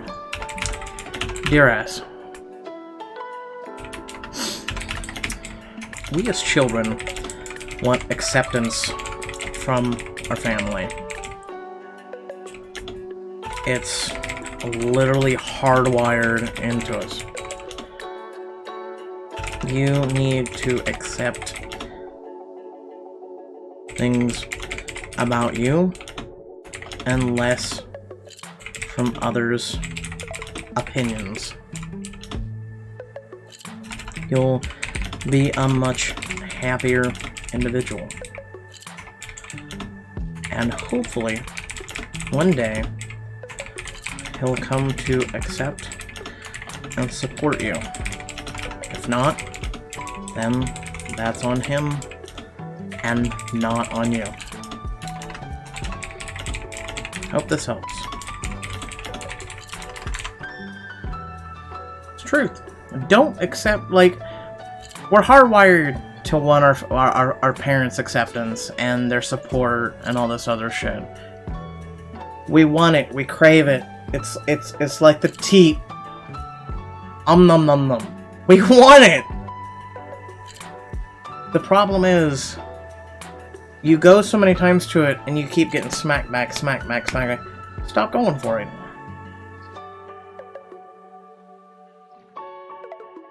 Like, you'll be happier. I haven't wanted anyone else's acceptance for a very long time. We're graduating this year in May-ish in design, and I'm scared. I'm not that fond of my course, and I don't know what to do after graduating. No one knows what to do after graduating. No one knows what to do before graduating, let alone after. That's life. I don't really have any passion in anything. But you're saying you love art. That's a passion. I love art, but I don't know how to get myself to keep practicing.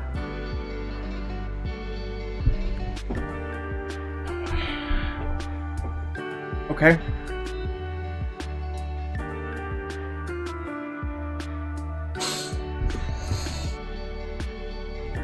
Alright. Some of these I wish I could just hit the next button. Just hit the next button, and I can't do it. That's part of life, is not knowing what comes next. That's the adventure, the journey of it all. You take risks. And you either fall or find yourself victorious.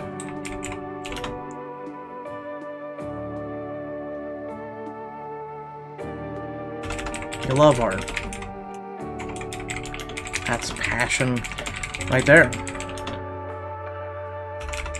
Maybe go soul searching. Go look at others' art Play around with it. Experiment. Try new things.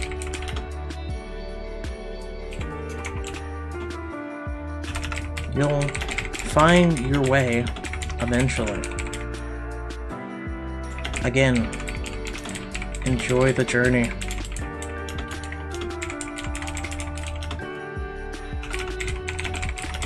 Especially for art. Like, yeah, it sounds like they got their passion. They're not realizing it, and then they also have no motivation, so you go. It's like being a photographer. Go. Go, go. Outside. Go. Sitting at home going, I don't know what I'm gonna take pictures of. Go. Go take a fucking picture of the tree. Then work on the tree. Then work on taking a walk. Go for a drive. Go to a park. Go on a bike ride. Go do something like that.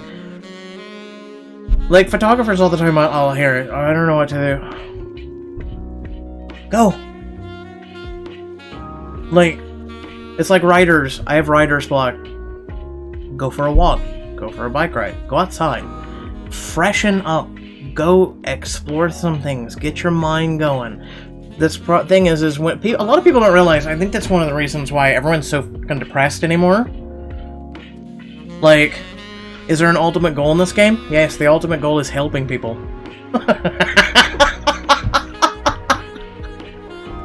That's...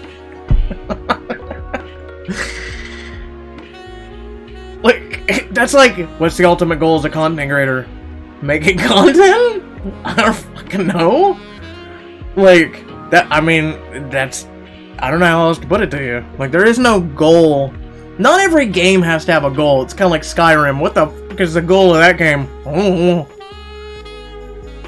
Are these real people? Yes, these are real people. Like, right now, Bunny-chan, she was the one that sent us the thing about, you know, feeling like a whale and everything else. You know, sent her a message, motivated, made her smile. Here she is. Yes, these are all real people. Like, none of these are fake. Like, this is a game for $4 that people sit here and they talk about their issues, and then you try and help them to the best of your ability.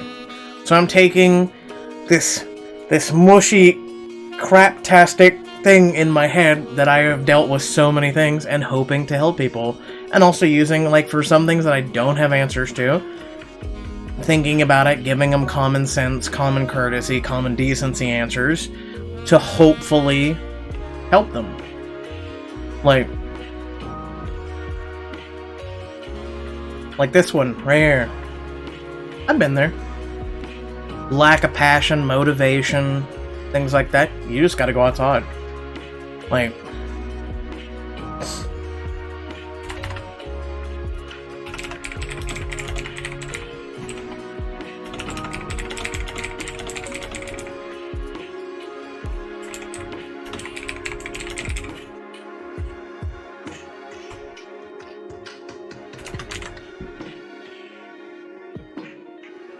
and then, hold on.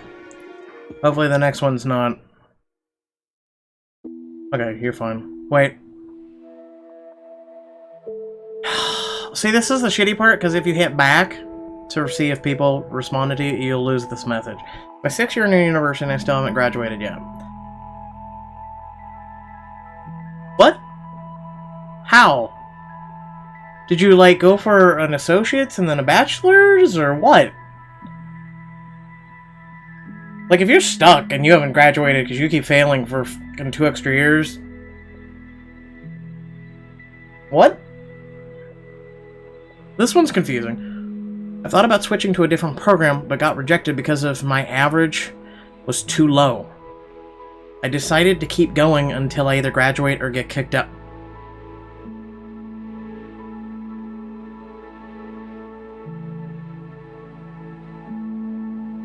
What? Wow. This is someone who... wow.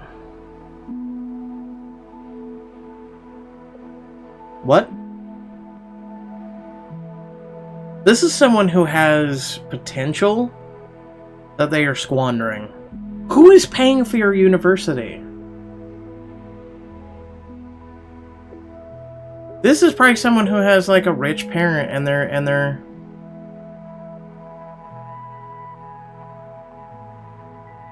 wow, man. Like, you either have a lot of student debt, which, no, because the university eventually does kick you out if you have a bunch of debt and you just keep accruing it. They'll just be like, no, you're done. So this is someone whose parents is probably paying their way, and they're wasting it, they're squandering it.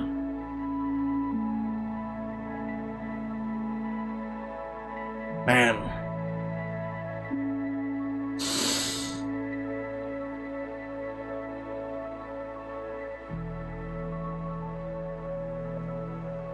Do you need this game to write a message? Unfortunately. It's $4 on Steam, so...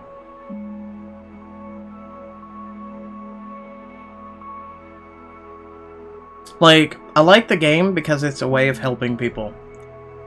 And hopefully, people get, you know, they're like, wow, thank you for the help. And, or whatnot. And then, you know, it's kind of like the person that popped into our Discord, it's kind of like Bunny, you know. I want to grow the community with people who realize that it's okay to want to not feel alone. It's okay to push yourselves. It's okay to realize that there's communities out there for you. Like, it's like I was talking earlier, I want the community that I have to realize it's a community and it's not just like a lot of other streamers who are like, yo, my name is da-da-da-da-da, this is my community. No, your community makes you. Your community makes you. You are a part of the community. That's my goal. Like, I want more people with empathy and less people who are just caring about diamond choices. How about that? Like, for so long, I've built a community of people who only cared about getting something or they'll go somewhere else. It's like, not how the world's supposed to work, but okay. Like, for so long that's been happening.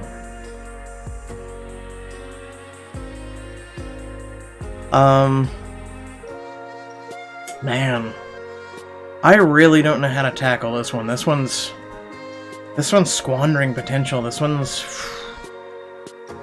I wish you could write more than the one page. Here we go. Dear T. Why?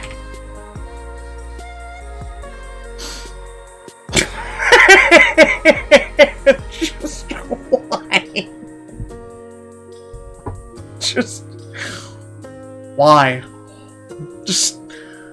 I just want to know why.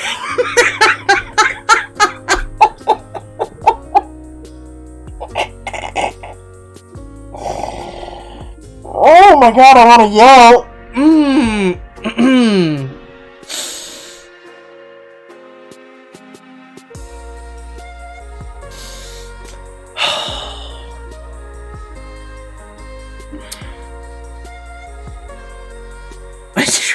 I literally just want to ask why.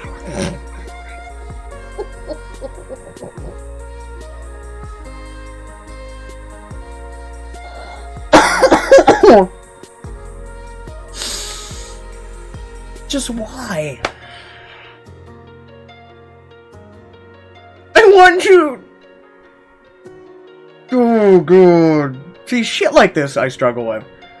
Because it's the thing I hate. It's the thing I hate. It's my pet peeve. It's telling someone not to put their hand on the burner 40 times and they do it 41. And you just get to the point where it's insanity. And this is a person who's done it for 6 years. And it's, I've thought about switching, but I got rejected because I'm not giving a shit. And I haven't graduated because I haven't gave a shit. And I'm thinking about staying here until I either graduate, getting lucky and getting it right, or I get kicked out and wasting all of this potential. Like, You're killing me. I want to sit down with you and know why. I want to literally ask you why. Alright, Thor.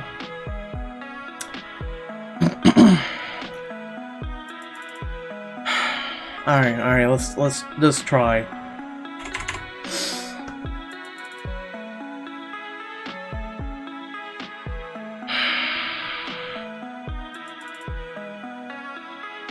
I'm actually gonna do this the Albert Einstein way. Alright.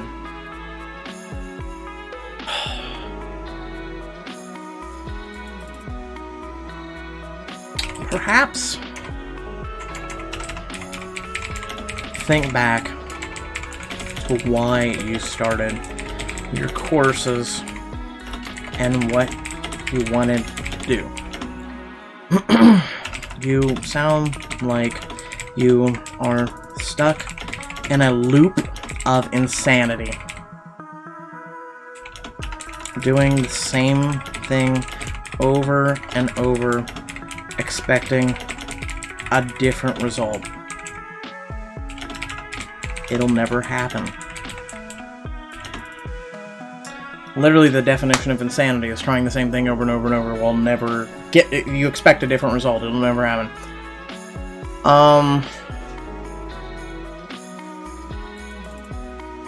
You're squandering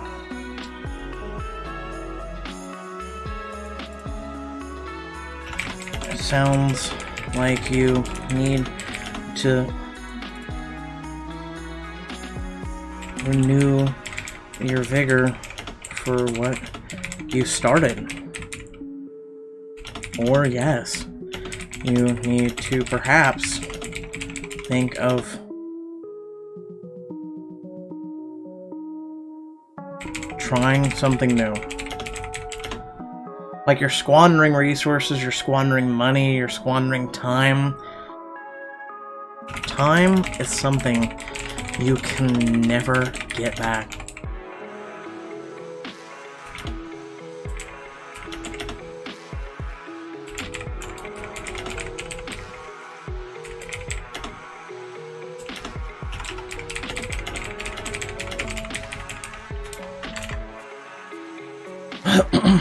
Like, I'm gonna give you the blood because that's how I feel.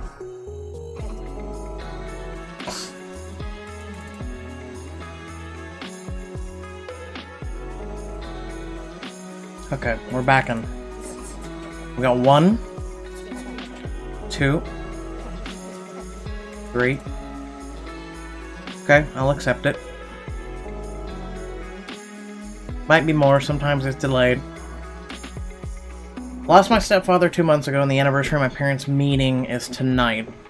My mother has been taking it especially hard. She feels so alone, and I can't help but feel like I don't spend enough time with her.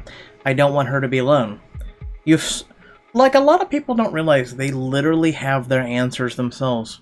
Like, if you were to write this, and then you were to reread it, you have answered it yourself. A lot of people don't realize their problems, when you actually sit down and you actually write it out, you, 9 times out of 10, will find the solution right there. So, Dear A, sorry about the loss. Your solution is very simple.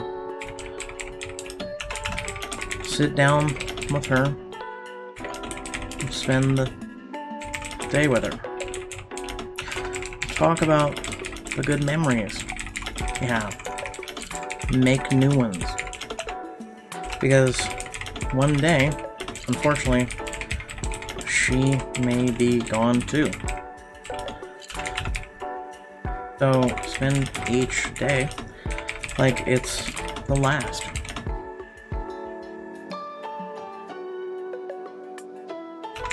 Aim to smile and make her smile. Make laughter. Make good memories. If this helps, that's in 2020. Like, you literally have the answer in your own statement. I don't feel like I spent enough time with her. Don't want her to be alone. Spend time with her. She won't be alone. That's simple. It's like people who are like, I don't have money for a gift for someone. The best gift is spending time with someone. If you can't buy them something, they will cherish the memory of you being there with them more than the $5 coffee you spent. That's why people don't realize you don't have to spend money on streamers. Just being there, being a part of the community, being social, even lurking, greatly supports them when you can't financially do it. People don't understand that. Like, especially now, Twitch has got that new little you earn things for typing and chatting and everything, and you get rewards and the whole 9 yards for it, because it's to encourage you and give back to you by just being there. It's that simple. Or you set up a date, like, at least once a month to catch up and such. Yes. Life gets busy, but it's so important to make time for those you love. Especially nowadays, people are working more and more. So you've got to make those memories count. It's either that, or your childhood, or your child's childhood will just... And then there's no memories, and there's no attachment, and there's no love, and there's just... Oh well, I have a mom. It's like, okay. If you were to suggest someone a song or album you really love, what would it be? Definitely not asking to see the taste of people, of music people have on Earth.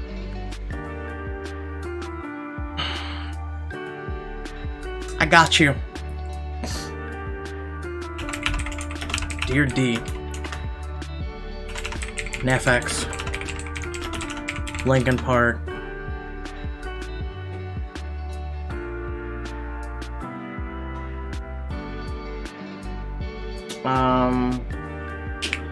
Because I love all types of music.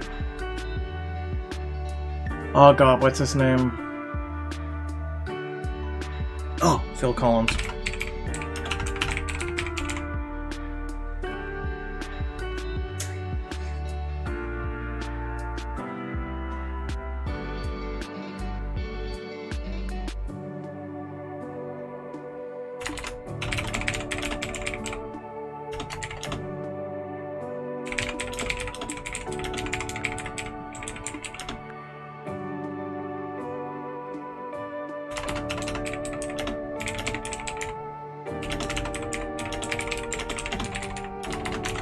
We'll do those. NFX, good YouTube group of people that do non-copyrighted music and they share it. Linkin Park, incredible shit, even their latest albums.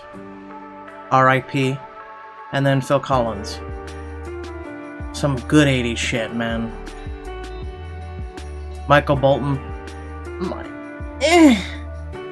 He had a couple good ones. Bon Jovi, not that big of a fan of either. Just a few good ones. Justin Bieber. Oh, here he's got a new record. Oh god, no. No. I don't know what it is with the new age music that they got. It's just not as good. It's just, my god.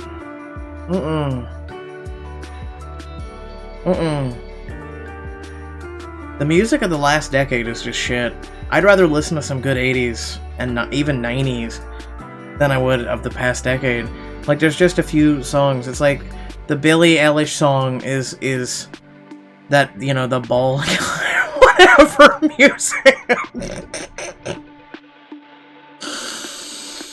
I'm the bad guy. I'm sitting there going, no. Definitely love Nicki Minaj.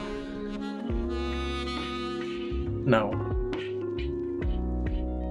No. I actually can't stand her because she's so full of herself and so fake. Like, Nicki Minaj, when she first started out, alright. And then she went and got body implants and new boobs, and it's like, she's literally Barbie now. And it's like, my anaconda don't want none of that. Like, nah. So many things wrong. So little space. I'll start with the absolute pain of knowing how utterly alone I am. The only thing that makes me cry anymore is realizing how alone I am and how I was the one to push everyone away. Tell me it's okay. No. You're wanting acceptance for pushing everyone away. No. However, I'm going to tell you a solution.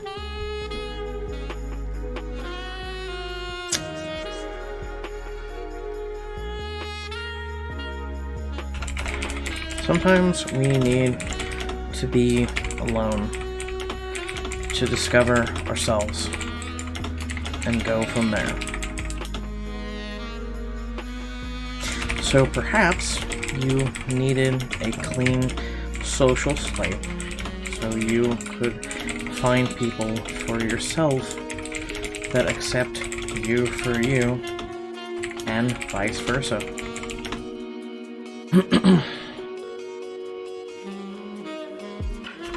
Aim for happy memories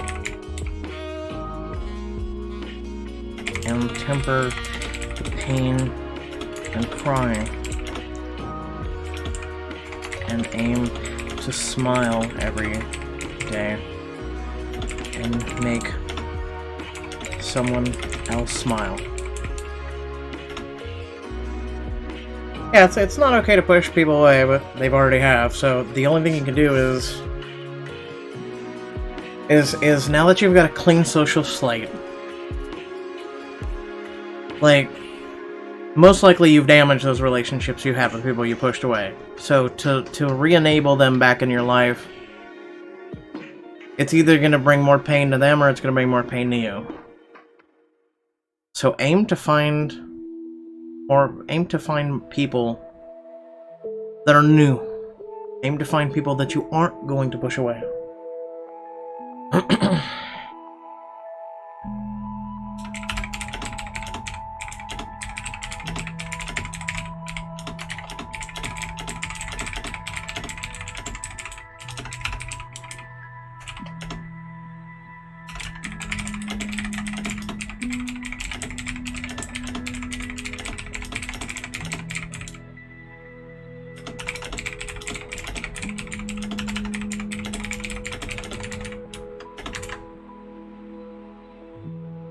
Like, I've done it. I've pushed people away. But then at the same time, I will push them away just from the immediate vicinity. I won't push them away and be like, get the f*** out of my life. Like, I hope to see more Happy New Year. Thank you, Bunny. This will be day 2 of this, and I'd like to do it kind of like at least once a week. And give, people hope, help people. And also, it's a great way of making yourself feel good. Of, getting out there and helping people. I lost myself 6 years ago. Doctor said I'm ill with schizophrenia. I used to be another person. Now I am someone else, and it is hard for me to find myself.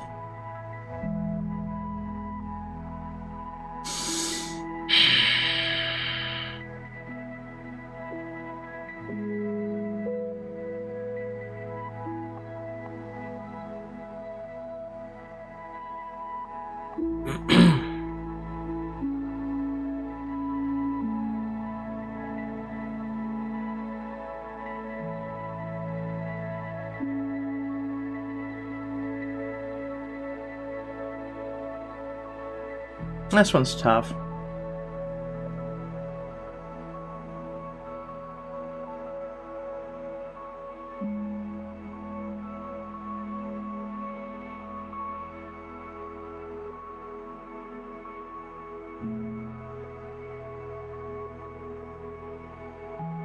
Because I know how they feel. Like, I used to be a completely different person. Like, there's the foundation of me has never changed, but the house and everything else has constantly kept shifting for everyone else. Like, I still have my moral compass, I still have, at the core of me, I know who I am, but everything else is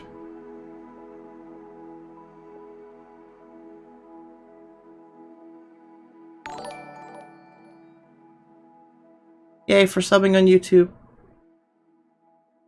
Okay. Dear D.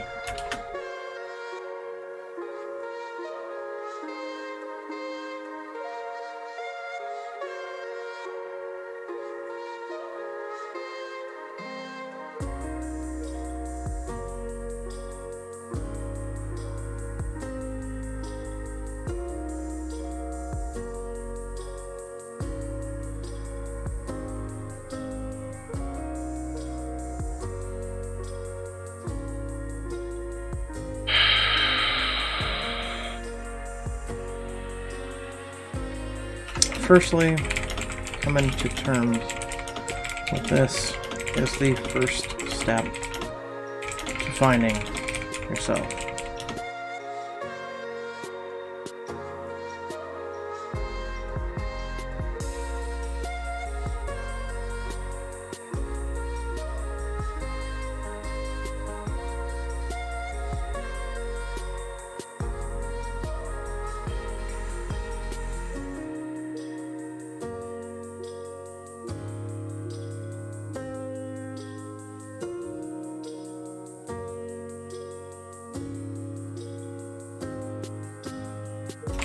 Next is realizing that while you lost who you were, it's now a great chance for self-discovery. You may feel this is a curse, but it's a blessing in disguise. Because life is a journey, and you are on a new adventure.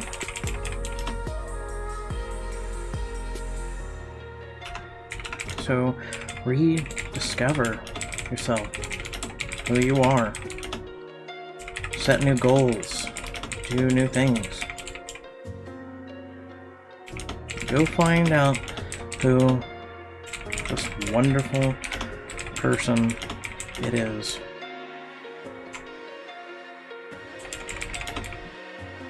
Find out who this wonderful person is and share it with the world. Hope this helps.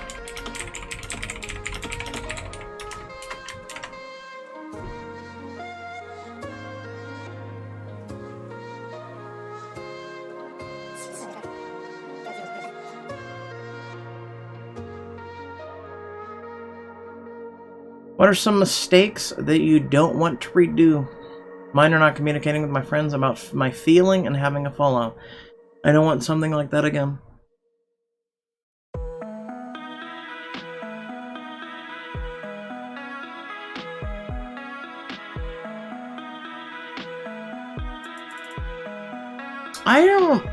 I can honestly say I don't have any mistakes.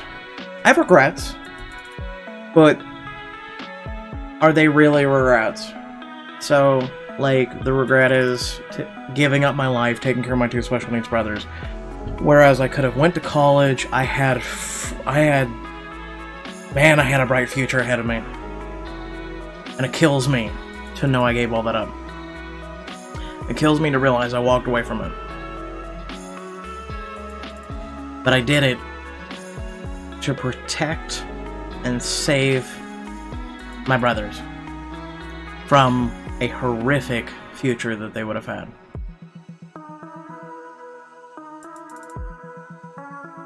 So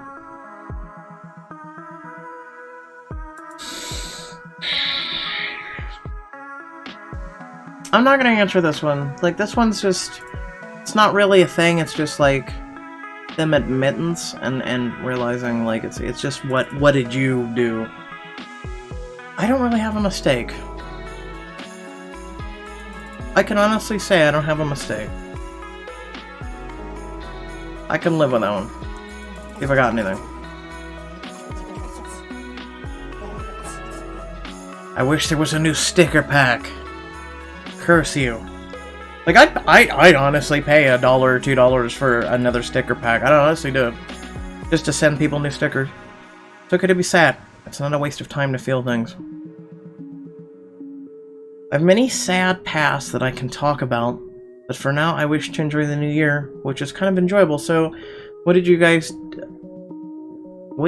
did for your New Year's Eve?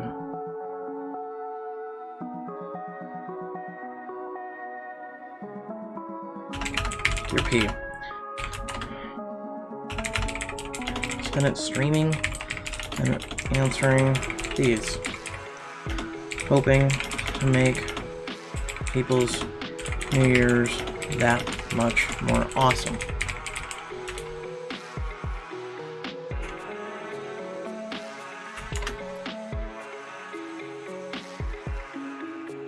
For you, I hope you aim to make new memories, smile each day, and make someone else smile.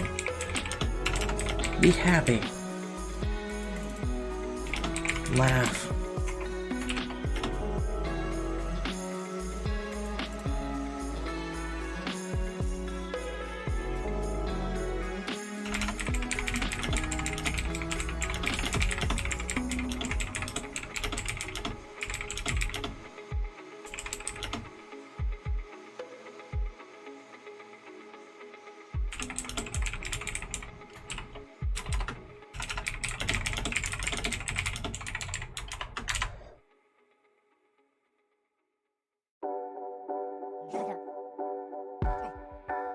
Okay, Happy New Year. I'm bored right now. I'd like if y'all would tell me something y'all like to do when you're bored. Love, Nirvana. Okay, Nirvana. Dear N. Music. Gaming.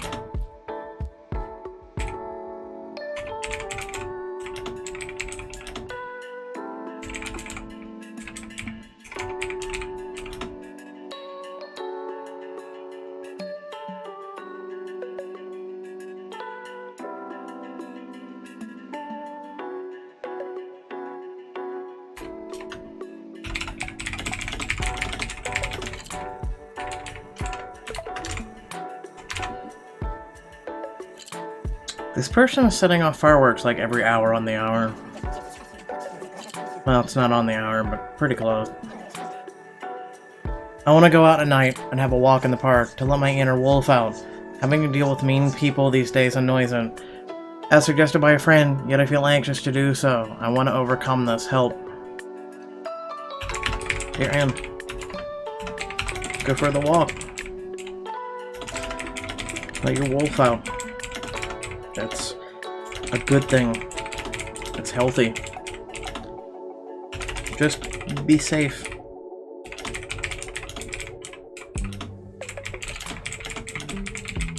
Maybe go with a friend. But if not, be safe.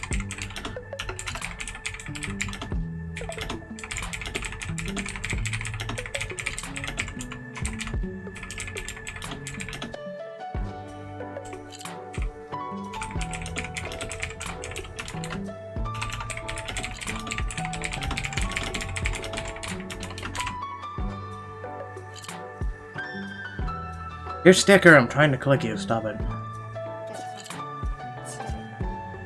Okay, do you have a question? If you do enough. Wrote 40 letters to people for the holidays in my community. People said I was fake for doing so. Oh, that's precious. That's precious. If people are saying you're fake for doing that, fuck them. People are not gonna like how upfront I'm gonna be here in a second.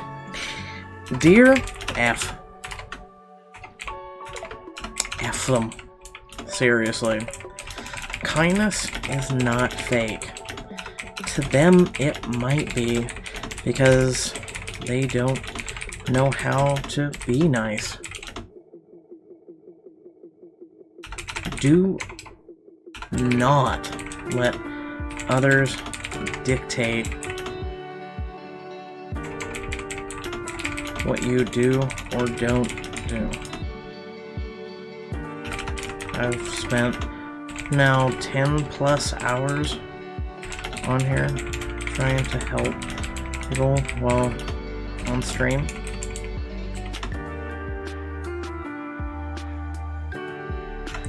kindness is needed now more than ever in this world.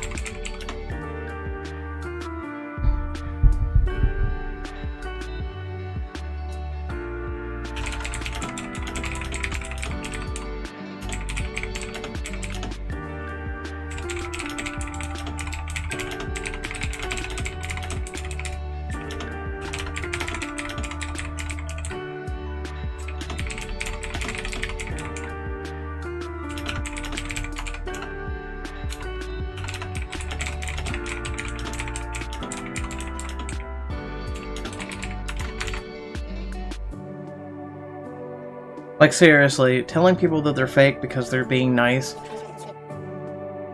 Kindness is not fake. Like, piss on people that say, kindness is fake. No, it's not. You're fake. Okay? You're fake. Piss off. Anyone that thinks kindness is fake can go f themselves. You can leave. You can leave. I've been accused of it, actually. People were, this one guy, again, back to the gamer group, this is another thing that was thrown at me, and finally I just went off on the guy, you know, that one. He kept saying, oh, you're fake on your streams. I'm like, have you ever stopped and watched my streams? Well, I tuned into one. So how do you know I'm fake or not if you don't even know me? You just seem fake. Oh, okay. Alright, I seem fake. Alright, to make you, what, feel better about yourself? Alright. You can piss right the fuck off is what you can do. I worked on New Year's Eve and won't be celebrating it. I want to be able to hang out with friends and enjoy their company, but they all have other plans or don't want to do anything either. Not all bad, just feeling kinda eh. Alright, I got you. Dear N. Make plans after New Year's. You got a brand new year to do things. And if not, go meet some new people. Make new friends. Make new plans. Go be the social butterfly you wish to be. Surround yourself with people who want to be with you, and vice versa. Hope this helps. Best wishes in 2020. I'm gonna get, I guess I'll still be using best wishes in 2020. But still! Imagine you were writing a letter to yourself. Think of the positive things you would say to yourself. What would you say? No. New Year is coming and I'm hoping to have less lonely year. Believe in myself more and do things for myself. I don't think I'm a bad person, but I read too deeply into things sometimes. I'm working on it, but it does feel hard sometimes. Okay. Dear V. It's hard to change. The journey of life. Start small.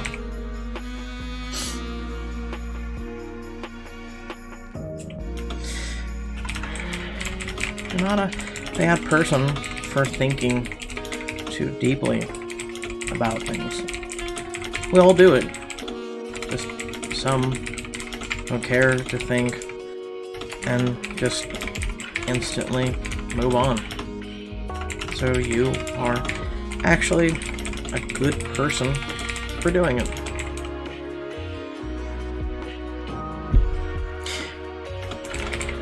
Life can be hard, but it's rewarding to push through that difficult thing or time and get to the other side.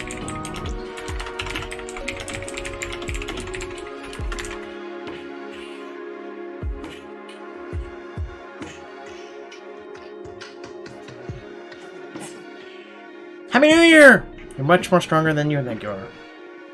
Recently made new friends, but it feels like I've been bothering them too much because of being told in past friendships that I'm very annoying, and I am a little scared. Dear M, talk to your new friends about this.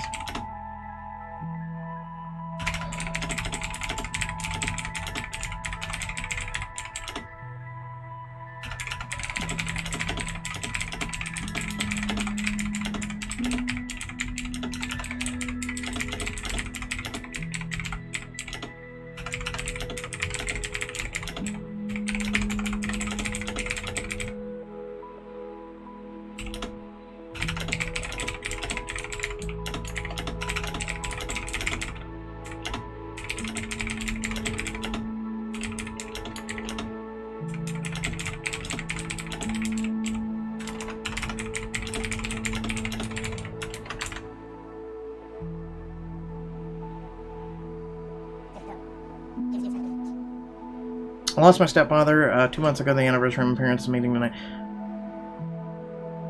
Didn't we already? Yeah, we already answered this.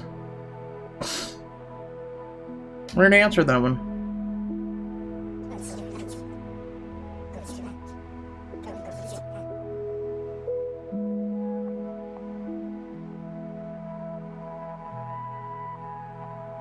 Hey, how's your New Year's? Got any songs that I've been listening to recently? I love to hear them. Also shows, movies you'd recommend. Ooh, I like this one. Dear Z. Shows? Witcher. Mandalorian.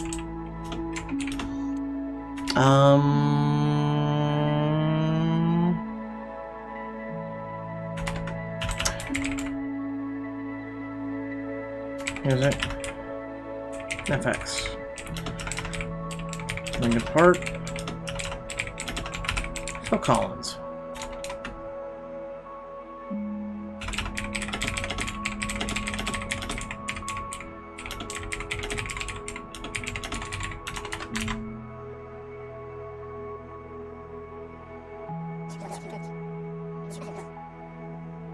Hope you all have a great New Year. I like the positivity tonight. I do like it. A lot more positive people trying to bring in the new year. I like it. Since New Year's is in a few hours, I'm feeling like I spend time much fun than going out. Most of the time I feel invisible around the people I love. They make jokes as if I was dead. I never saw the daylight. Wow.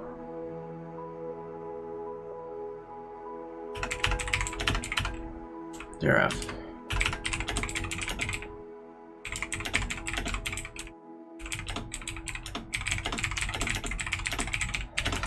My suggestion? Go find new ones. You need to surround yourself with people who accept you for you, and vice versa. This is a very common thing. Find new friends. People who are not going to make jokes about you. You know, people who are not going to make you feel like you're dead and you're miserable and you're a piece of shit and all this other stuff. Find people who will accept you.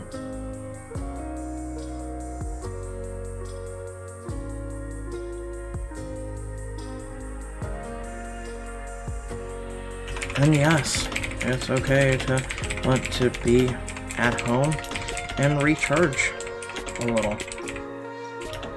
But don't become homebound and never go out. Take risks.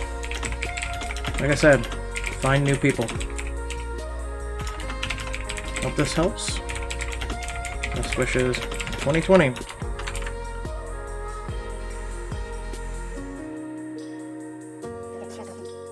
Gotta get away from toxic people. I have a boyfriend of years that I really love and trust, and he loves me the same. I've had exes in the past that have betrayed my trust, so sometimes I get anxious about him losing feelings. It comes and goes. How do you fully trust? You don't.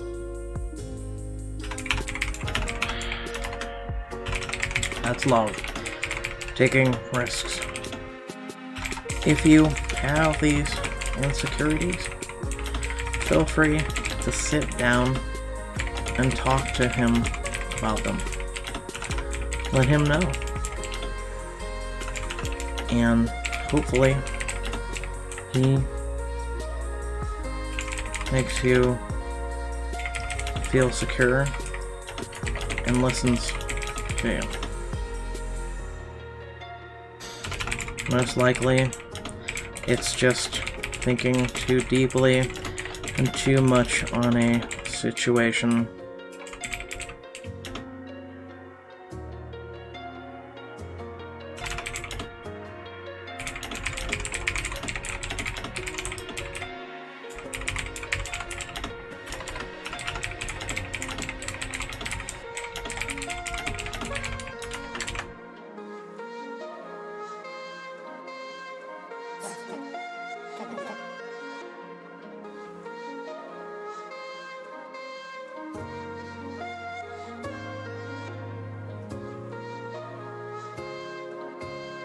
I feel like that one was a good one. The arrival of the new year makes me realize that I have not progressed much in the last 12 months. I want to strive for better things, but I am too judgmental of myself to do so. How do I get over this?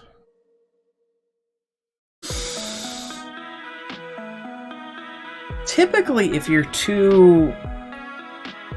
like, oh, hell, I'm judgmental of myself out the ass. That will make you strive.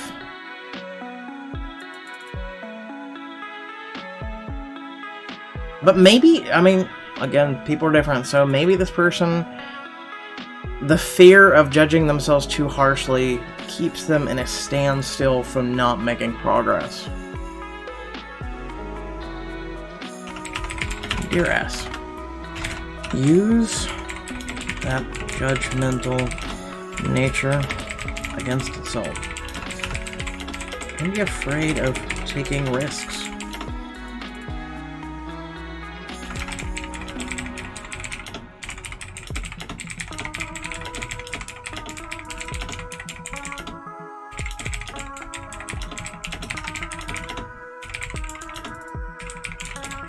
Doing things. And yes, you'll fail. You'll screw up. But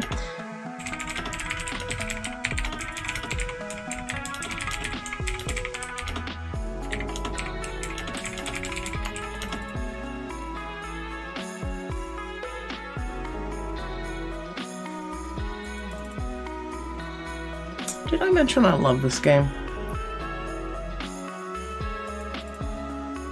Makes you think. Also makes you have empathy. Also makes you help people.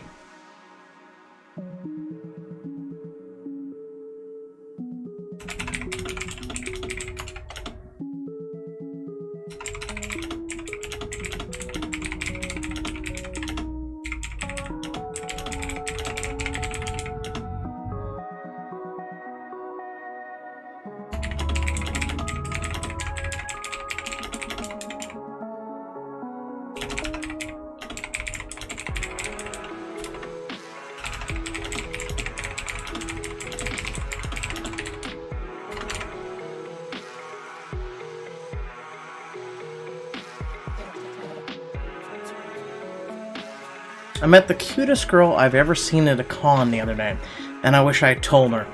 I hope she never feels insecure about her looks. I am a straight girl in a relationship, but I have a crush on her. I follow her on Instagram. She makes me smile. Well, you're a straight girl who has a crush. Makes you, bi? It's okay. It's okay. Dear F. I know how to type, I swear. Dear F. It's cute. Perhaps just tell her.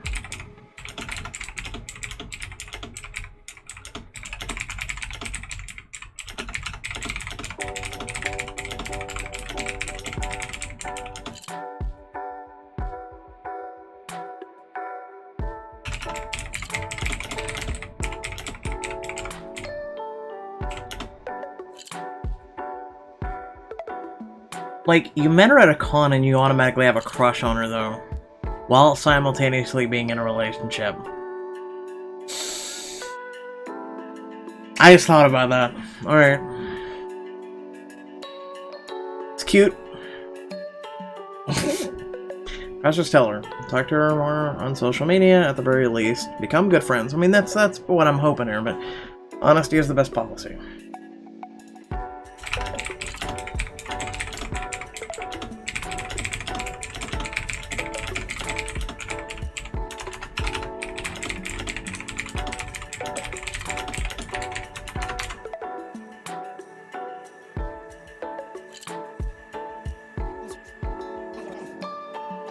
Went on a date with someone yesterday and things were nice, but I'm having second thoughts about whether to take things further or not.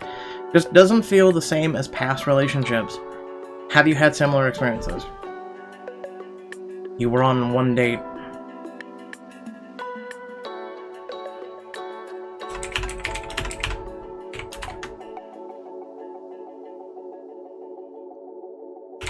Going on a date doesn't mean getting hitched. It's okay to take things slow.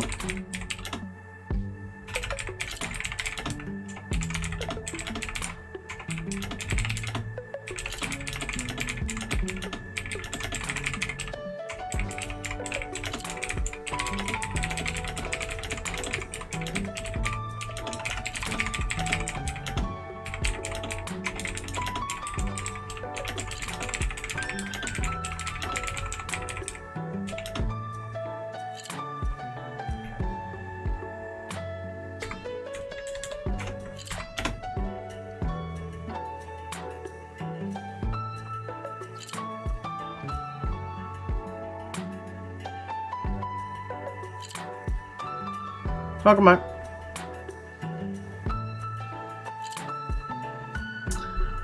Like,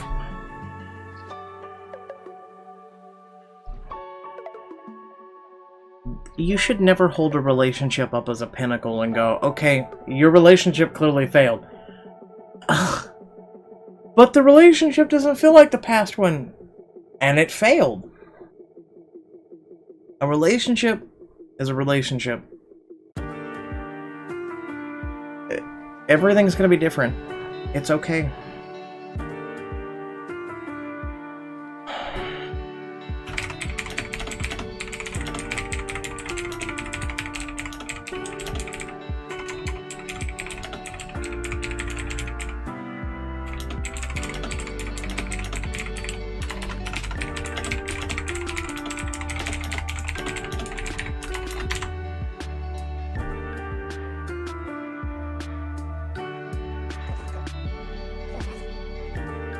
Imagine, I already read this one. I like her a lot, and I'm not sure if she's feeling the same way. Then you ask her, silly.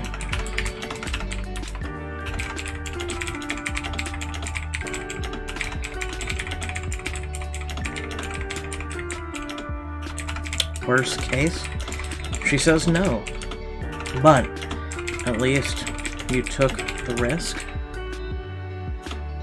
and got to know. No, actually, that's not worst case.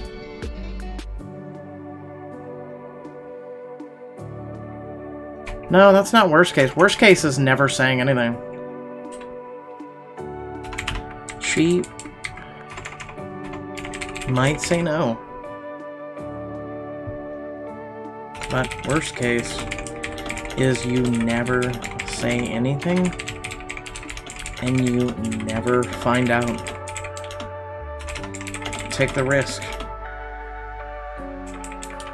You'll thank yourself later for doing so.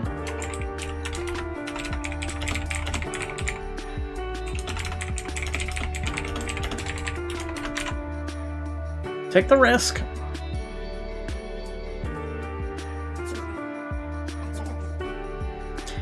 It's the night before my baby's birthday, and I am very vommy and worried I don't feel good in time to celebrate.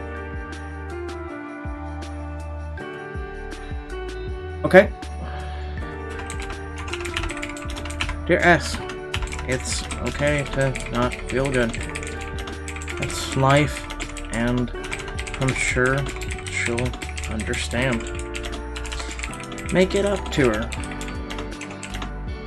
Foxy Songbird, thank you very much for following. How's your evening? And Happy New Year's if you've already had your clock go past midnight. Otherwise, hope you have a Happy New Year. It's okay not to feel good, that's life, and I'm sure she'll understand. Make it up to her. Hope you feel better in time, but if not,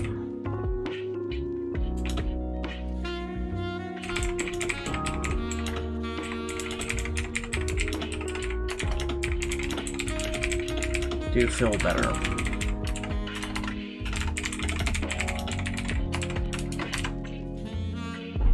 I shall send you... I hate the deer, no. We'll send you a kitty. Hello there. I wrote a letter about writing letters in my community. I want to say thank you for your response. I hope you have a wonderful New Year's as well. Yeah! Nice. Like I said, screw people that think kindness is fake. It's not. They can go piss off in the wind.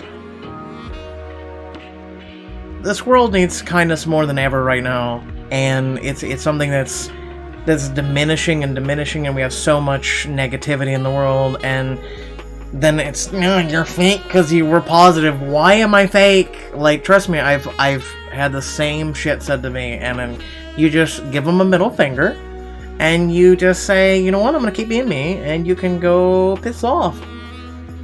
Bye! They don't deserve you. They don't deserve you. Like, piss them. Just screw them. Whatever. Like, just look at them and go, oh, I'm sorry my kindness bothers you. Would you like a hug? Like, you kill them with kindness. A friend asked me how to nicely break up with someone. I told her the only nice breakup is a mutual one. Pretty much. Like, just look at them and be like, yo, I want to break up. Oh my god, you too? Yeah, we can be friends if you want. Nah, okay. Alright, well, I'll see you around, Karen. Bye!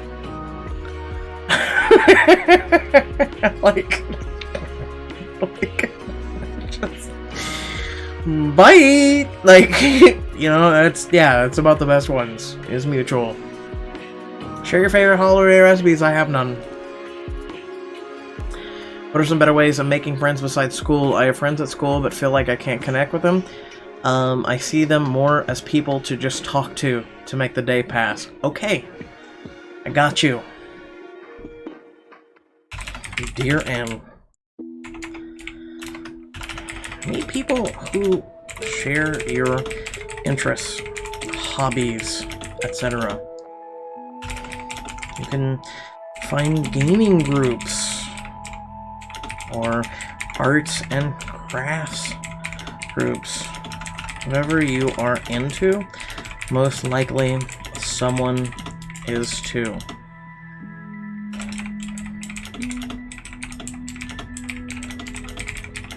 Be your friend.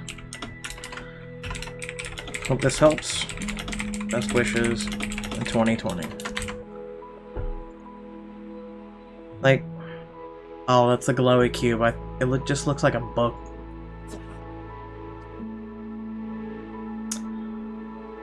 I have a recipe.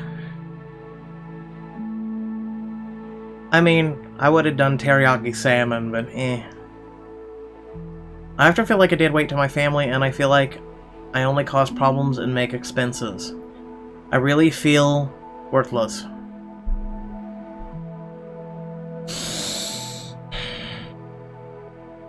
This is another person where I would like to go, why? You haven't wrote much, and then also at the same time, like, why? Like, why do you feel dead weight? I mean, I could get that, but why? And then also, like, why do you feel like you cause problems, and what expenses? Like, are you being made to just feel like, I have to buy you food, and I have to pay for the shelter over your head? Then, if you're being made to feel that way, get a job, get the hell out, and support yourself, and get away from those people making you feel like that. Like,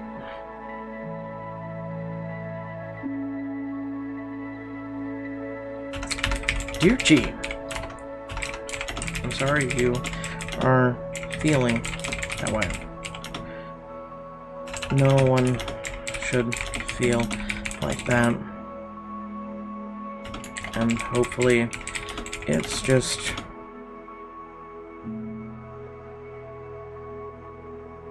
you overthinking, but no family someone feel that way, if that's the case.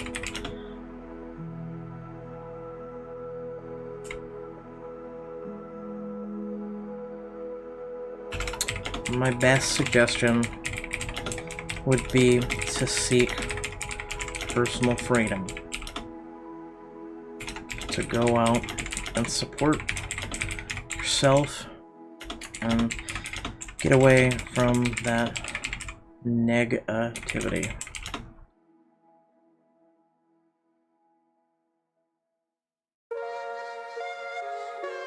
Can I ask for a verbal letter? Really don't have $4 to spare on this game. What do you mean ask for a verbal letter? Like, if you have something to say or question or whatnot, hey, feel free to you know.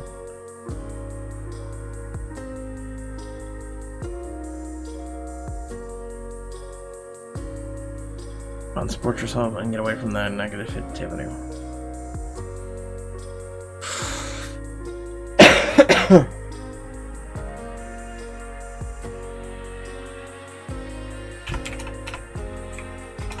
Realize you aren't worthless. No one truly is. And I hope you find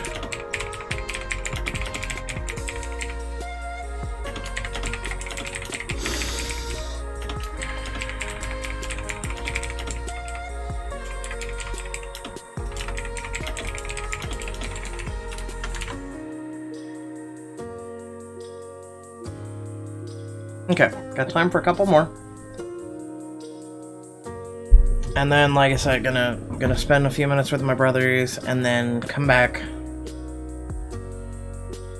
and stream either Final Fantasy VII, Tales of Berseria, or we could do more of this. I don't know. Share with me some of your favorite books, series. I need books to read over the break. I will pass on that one. Maybe? Well, actually, you know what? No, this would be a great time to pitch. Okay? This would be a great time to pitch. I got this. I got this. I'm doing this one for you, Storyscapes. Dear B.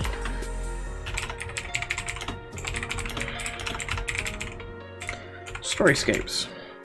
It's a mobile app that has choices-based stories. Not bad ones. I cover them on my YouTube channel. If you're interested. Hey, plug myself.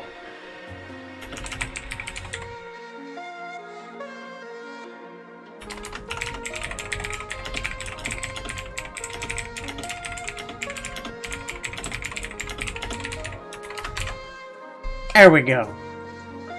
I get to legit plug myself once. I've been wanting a girlfriend since I was 6 years old. You're adorable. Does anyone want a girlfriend when they're 6? It's like, cootie!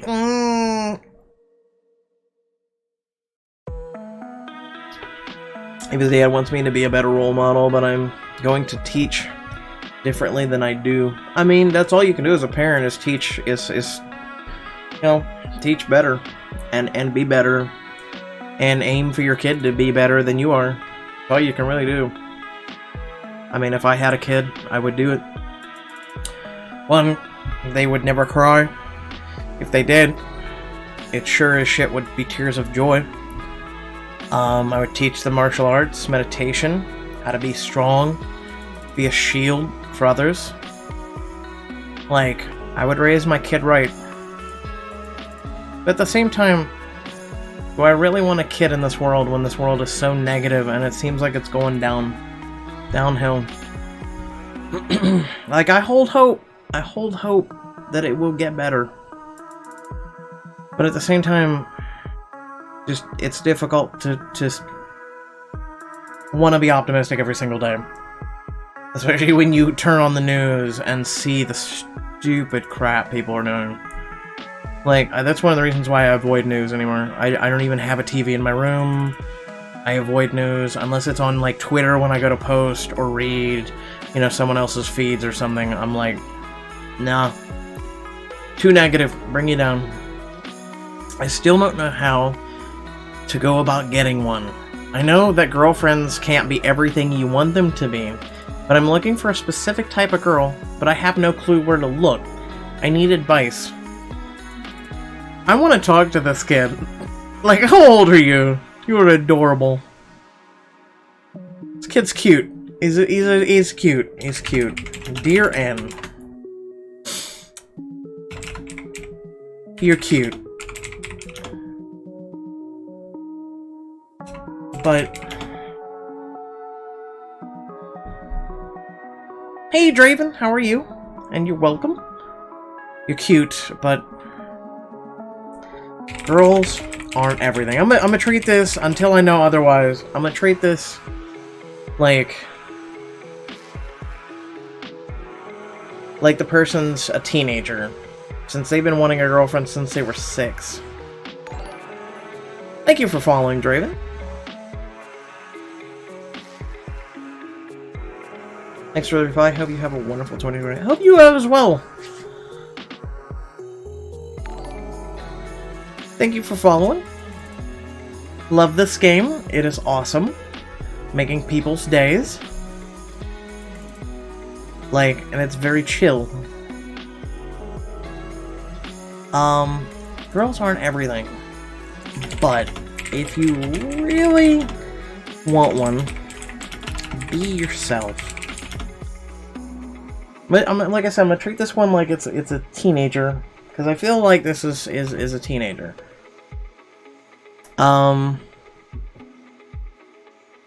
Right?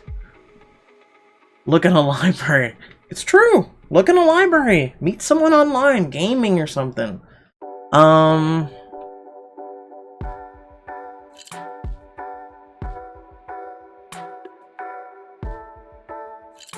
Be yourself. And just keep your eyes open. You'll meet someone when you least expect it. Like gaming, a library, or just, who knows, a grocery store for all you know. You'll meet that right person. Just treat them right. Have a great 2020. I feel like, you know,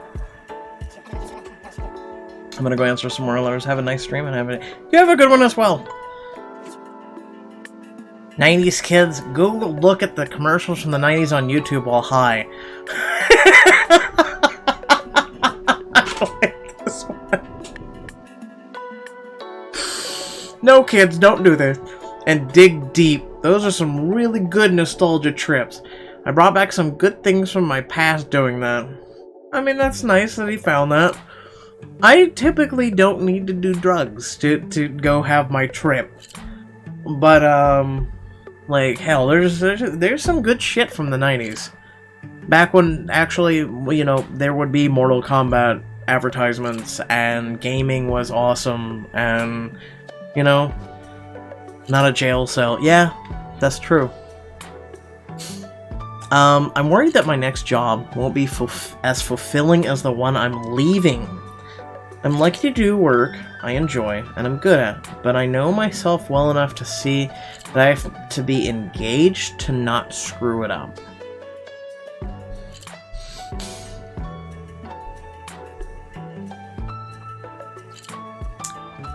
Okay.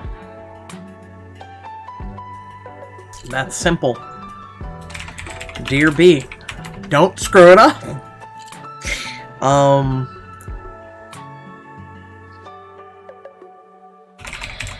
Okay, let's do this fast as possible. Come on. Okay. Without misspelling. That's a realistic worry. But risk taking is a part of life. And the wonderful up and downhill journey of life. Hopefully, everything pans out for you. And it was a risk worth taking.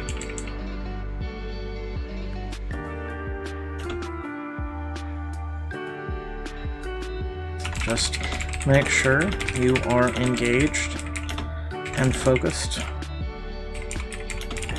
on the work you need to do, and above all, hopefully you enjoy it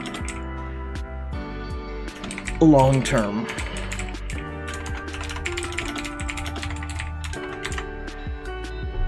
Like, there's some people, like for me, or move on to the next one, I got into gaming. Like, I got, oh, whoa, would you like to come work for Xbox? Oh, I certainly would. And it almost killed my love and passion for gaming. Like, there's some people that will go get jobs in the industry that they know and love, and they think, oh, it's gonna bloom, and there's growth, and there's all this other shit. And nope. Working for Xbox was actually one of the shittiest decisions of my whole entire life. It's also probably one of the reasons why when I went over to Mixer, Phil and all those people who work for Xbox via Mixer, they, like, a lot of them are like, oh yeah, welcome to Mixer, and then I go over there and they're like, not one gave a shit. They were like, because for a while, coming out of it and barely by the skin of my teeth, surviving and coming out of that being like, literally you people made my life unbearable hell. Like, all you wanted was numbers and crunches and analytics and all this other shit, and I was the best in the company. But at the end of the day, they treated you like a piece of shit and they didn't treat you like a person. Like, they put a front on social media. They put a big old front on social media for all these people who go over to Mixer and all this other shit. But at the end of the day, they treat their workers like shit. They do. They treat their people like shit. It's just like all these people talk about how, you know, Amazon, well, I'm making good money at Amazon now. Yeah, how's that standing on a line and they won't let you go pee? How's that working out for you? Like, you're at the end of the year, a company will cut you to save bottom line. Just how it is. I was lucky enough to walk away. And like, I think I actually took a break from gaming and everything for about 6 months. I didn't want to touch the gaming industry whatsoever. Because that's how bad it was. I think that was a time where I don't think I've ever binge watched that much television or movies and didn't play a game. That's how bad working for Xbox was. Like, and as someone who did customer service and everything else and got the shit beat out of me, like, at least you could recharge. That job was a no. No. You know, remember the old DQ commercial that went ice creamy cake? No. With the dancing toys. No.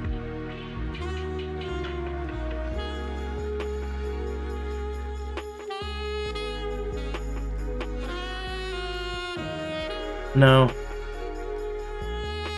I remember a lot of the old McDonald's commercials Wendy's, Burger King, Popeyes even.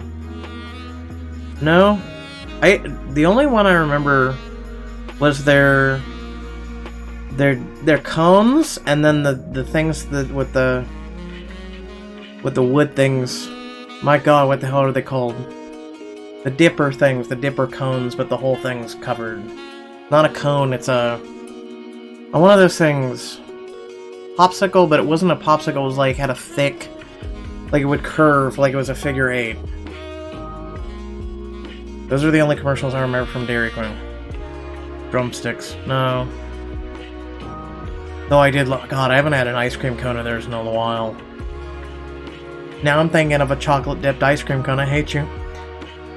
Okay, I'll do a couple more real quick, and then I'll take a break, and then we'll... Like I said, we'll either do some more of this, we'll do some Final Fantasy VII, or some Tales of Berseria. I want to do some Final Fantasy VII, but... either more of this, or, you know... Alright, even though a large part of me knows it's all in my head, I can't help feeling anxious about my relationship. I feel like I may be reading into things too much, but I can't shake the feeling that I'm slowly losing the one I love. Advice. You've already answered it. Again, see, right here. I'm sure you right here are sitting there going, okay, if you feel like you're losing the one you love, go talk to them. 90% of the time, people need to write their problems out on a piece of paper, post-it note, or whatnot, and I promise you, when you take a look at it, you're going to be like, there's the answer. 90% of the time. Dear A.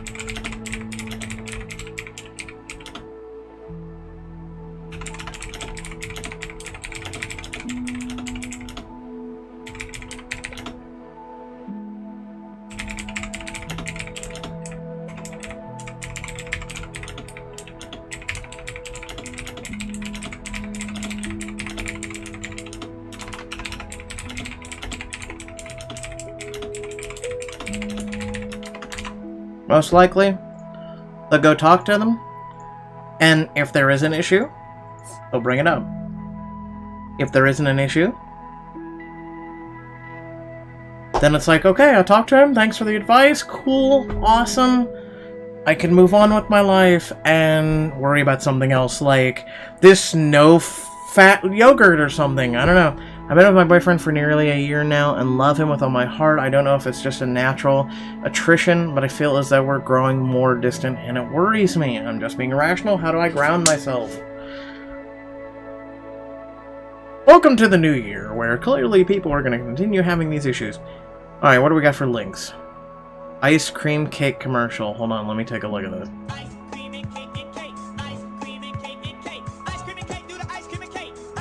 This was a 90s commercial? There's no way. I mean, late 2000s. Oh, this was Baskin Robbins. That's why. No.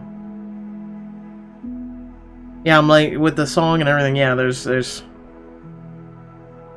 so that's Baskin Robbins. That's why. It's old. I'd say it's probably early 2000s. Because the your peanut butter jelly, your peanut butter jelly, peanut butter, peanut butter. Okay, moving on. Okay. Dear A. Sorry you feel that... Oh my god, I wish there was an automated response for this one. It's the same one as the last one. You know, you're feeling like it's distance, it's worries. Sit down and talk with them, you know? Sorry you feel this way. My best suggestion is sitting down with them and talking about how you feel.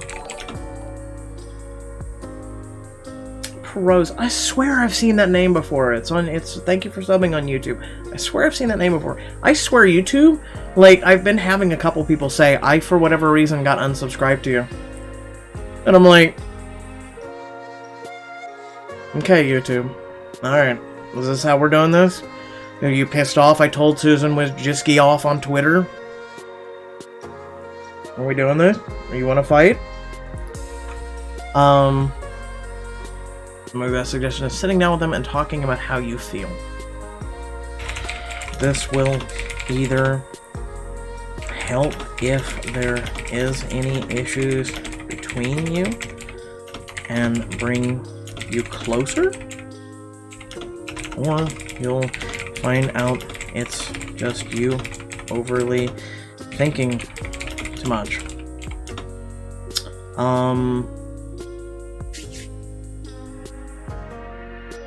It's not irrational to have these worries. Oh, did you see the clause on Netflix with your brothers? No. No. One, I need to get Netflix, and two, I know they sent me a free membership email. Most of that shit I will watch via other methods.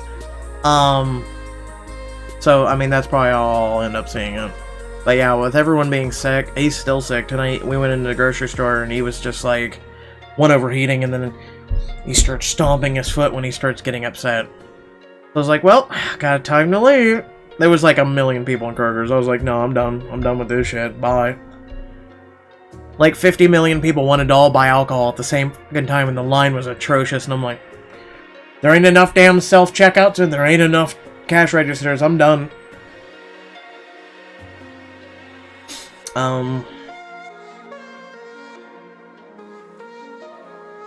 I'll do one more after this, and then we're bouncing. Because I wanted to spend 5 minutes with them, get them in bed, then come back and stream. You'll find out it's just you overly thinking too much. Nothing wrong with having reassurance. I hope this helps. Best of luck in 2020.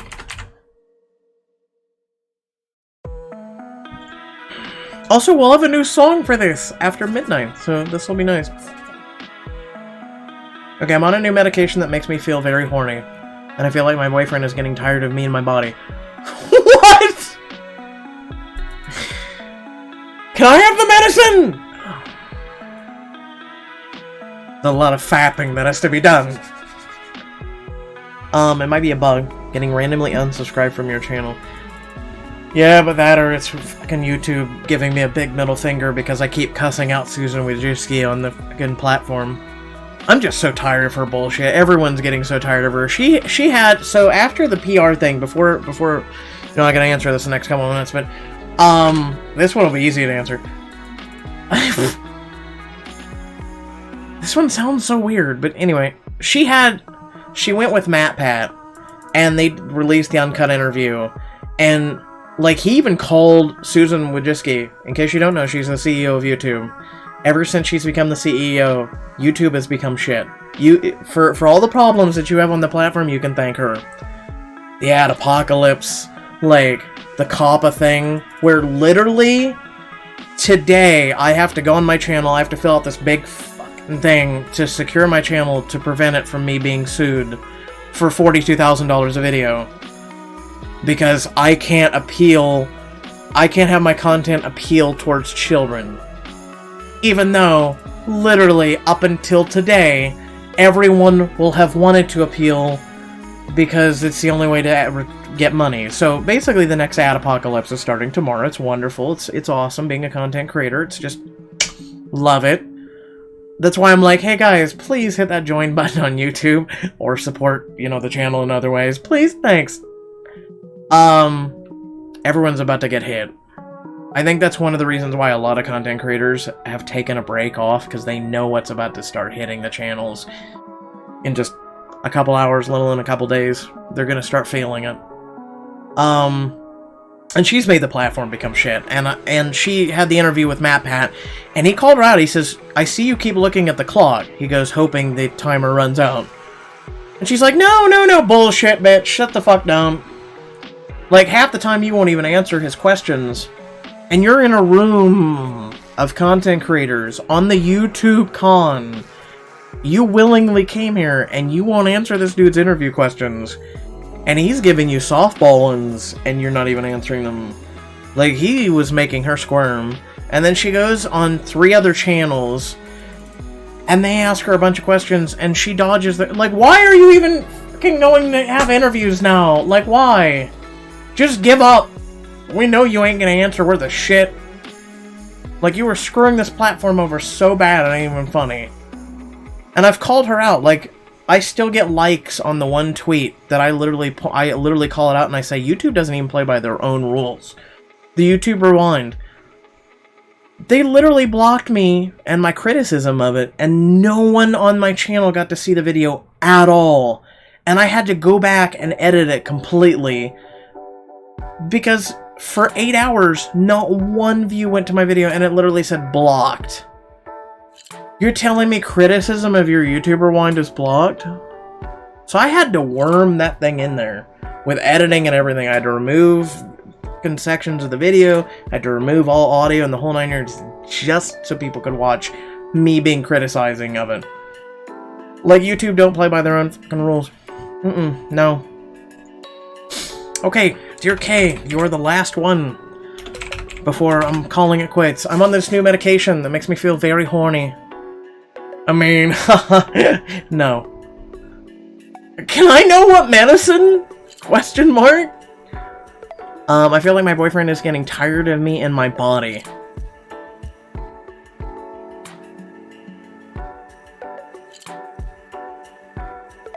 I mean, are you like sex craved and he's to the point where I'm like, there's nothing left in it, man.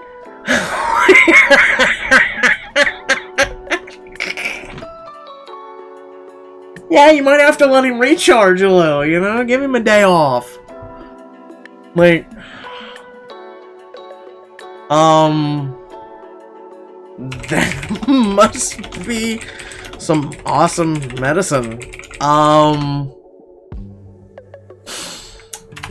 As for your boyfriend, try discussing the insecurities you are having with him. That is literally the easiest of routes, and most likely is just you overthinking things. Oh, this helps. Best wishes in 2020. You little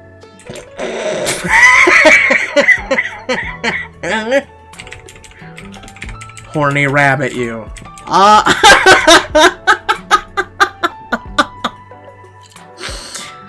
Like, what?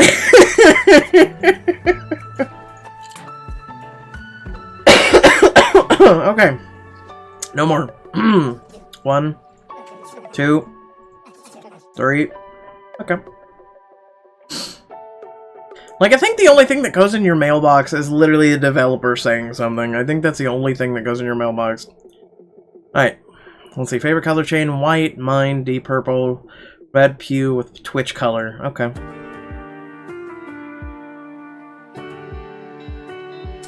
Alright, so we have 7 minutes till the Happy New Year. I would like to thank each and every one of you for coming by.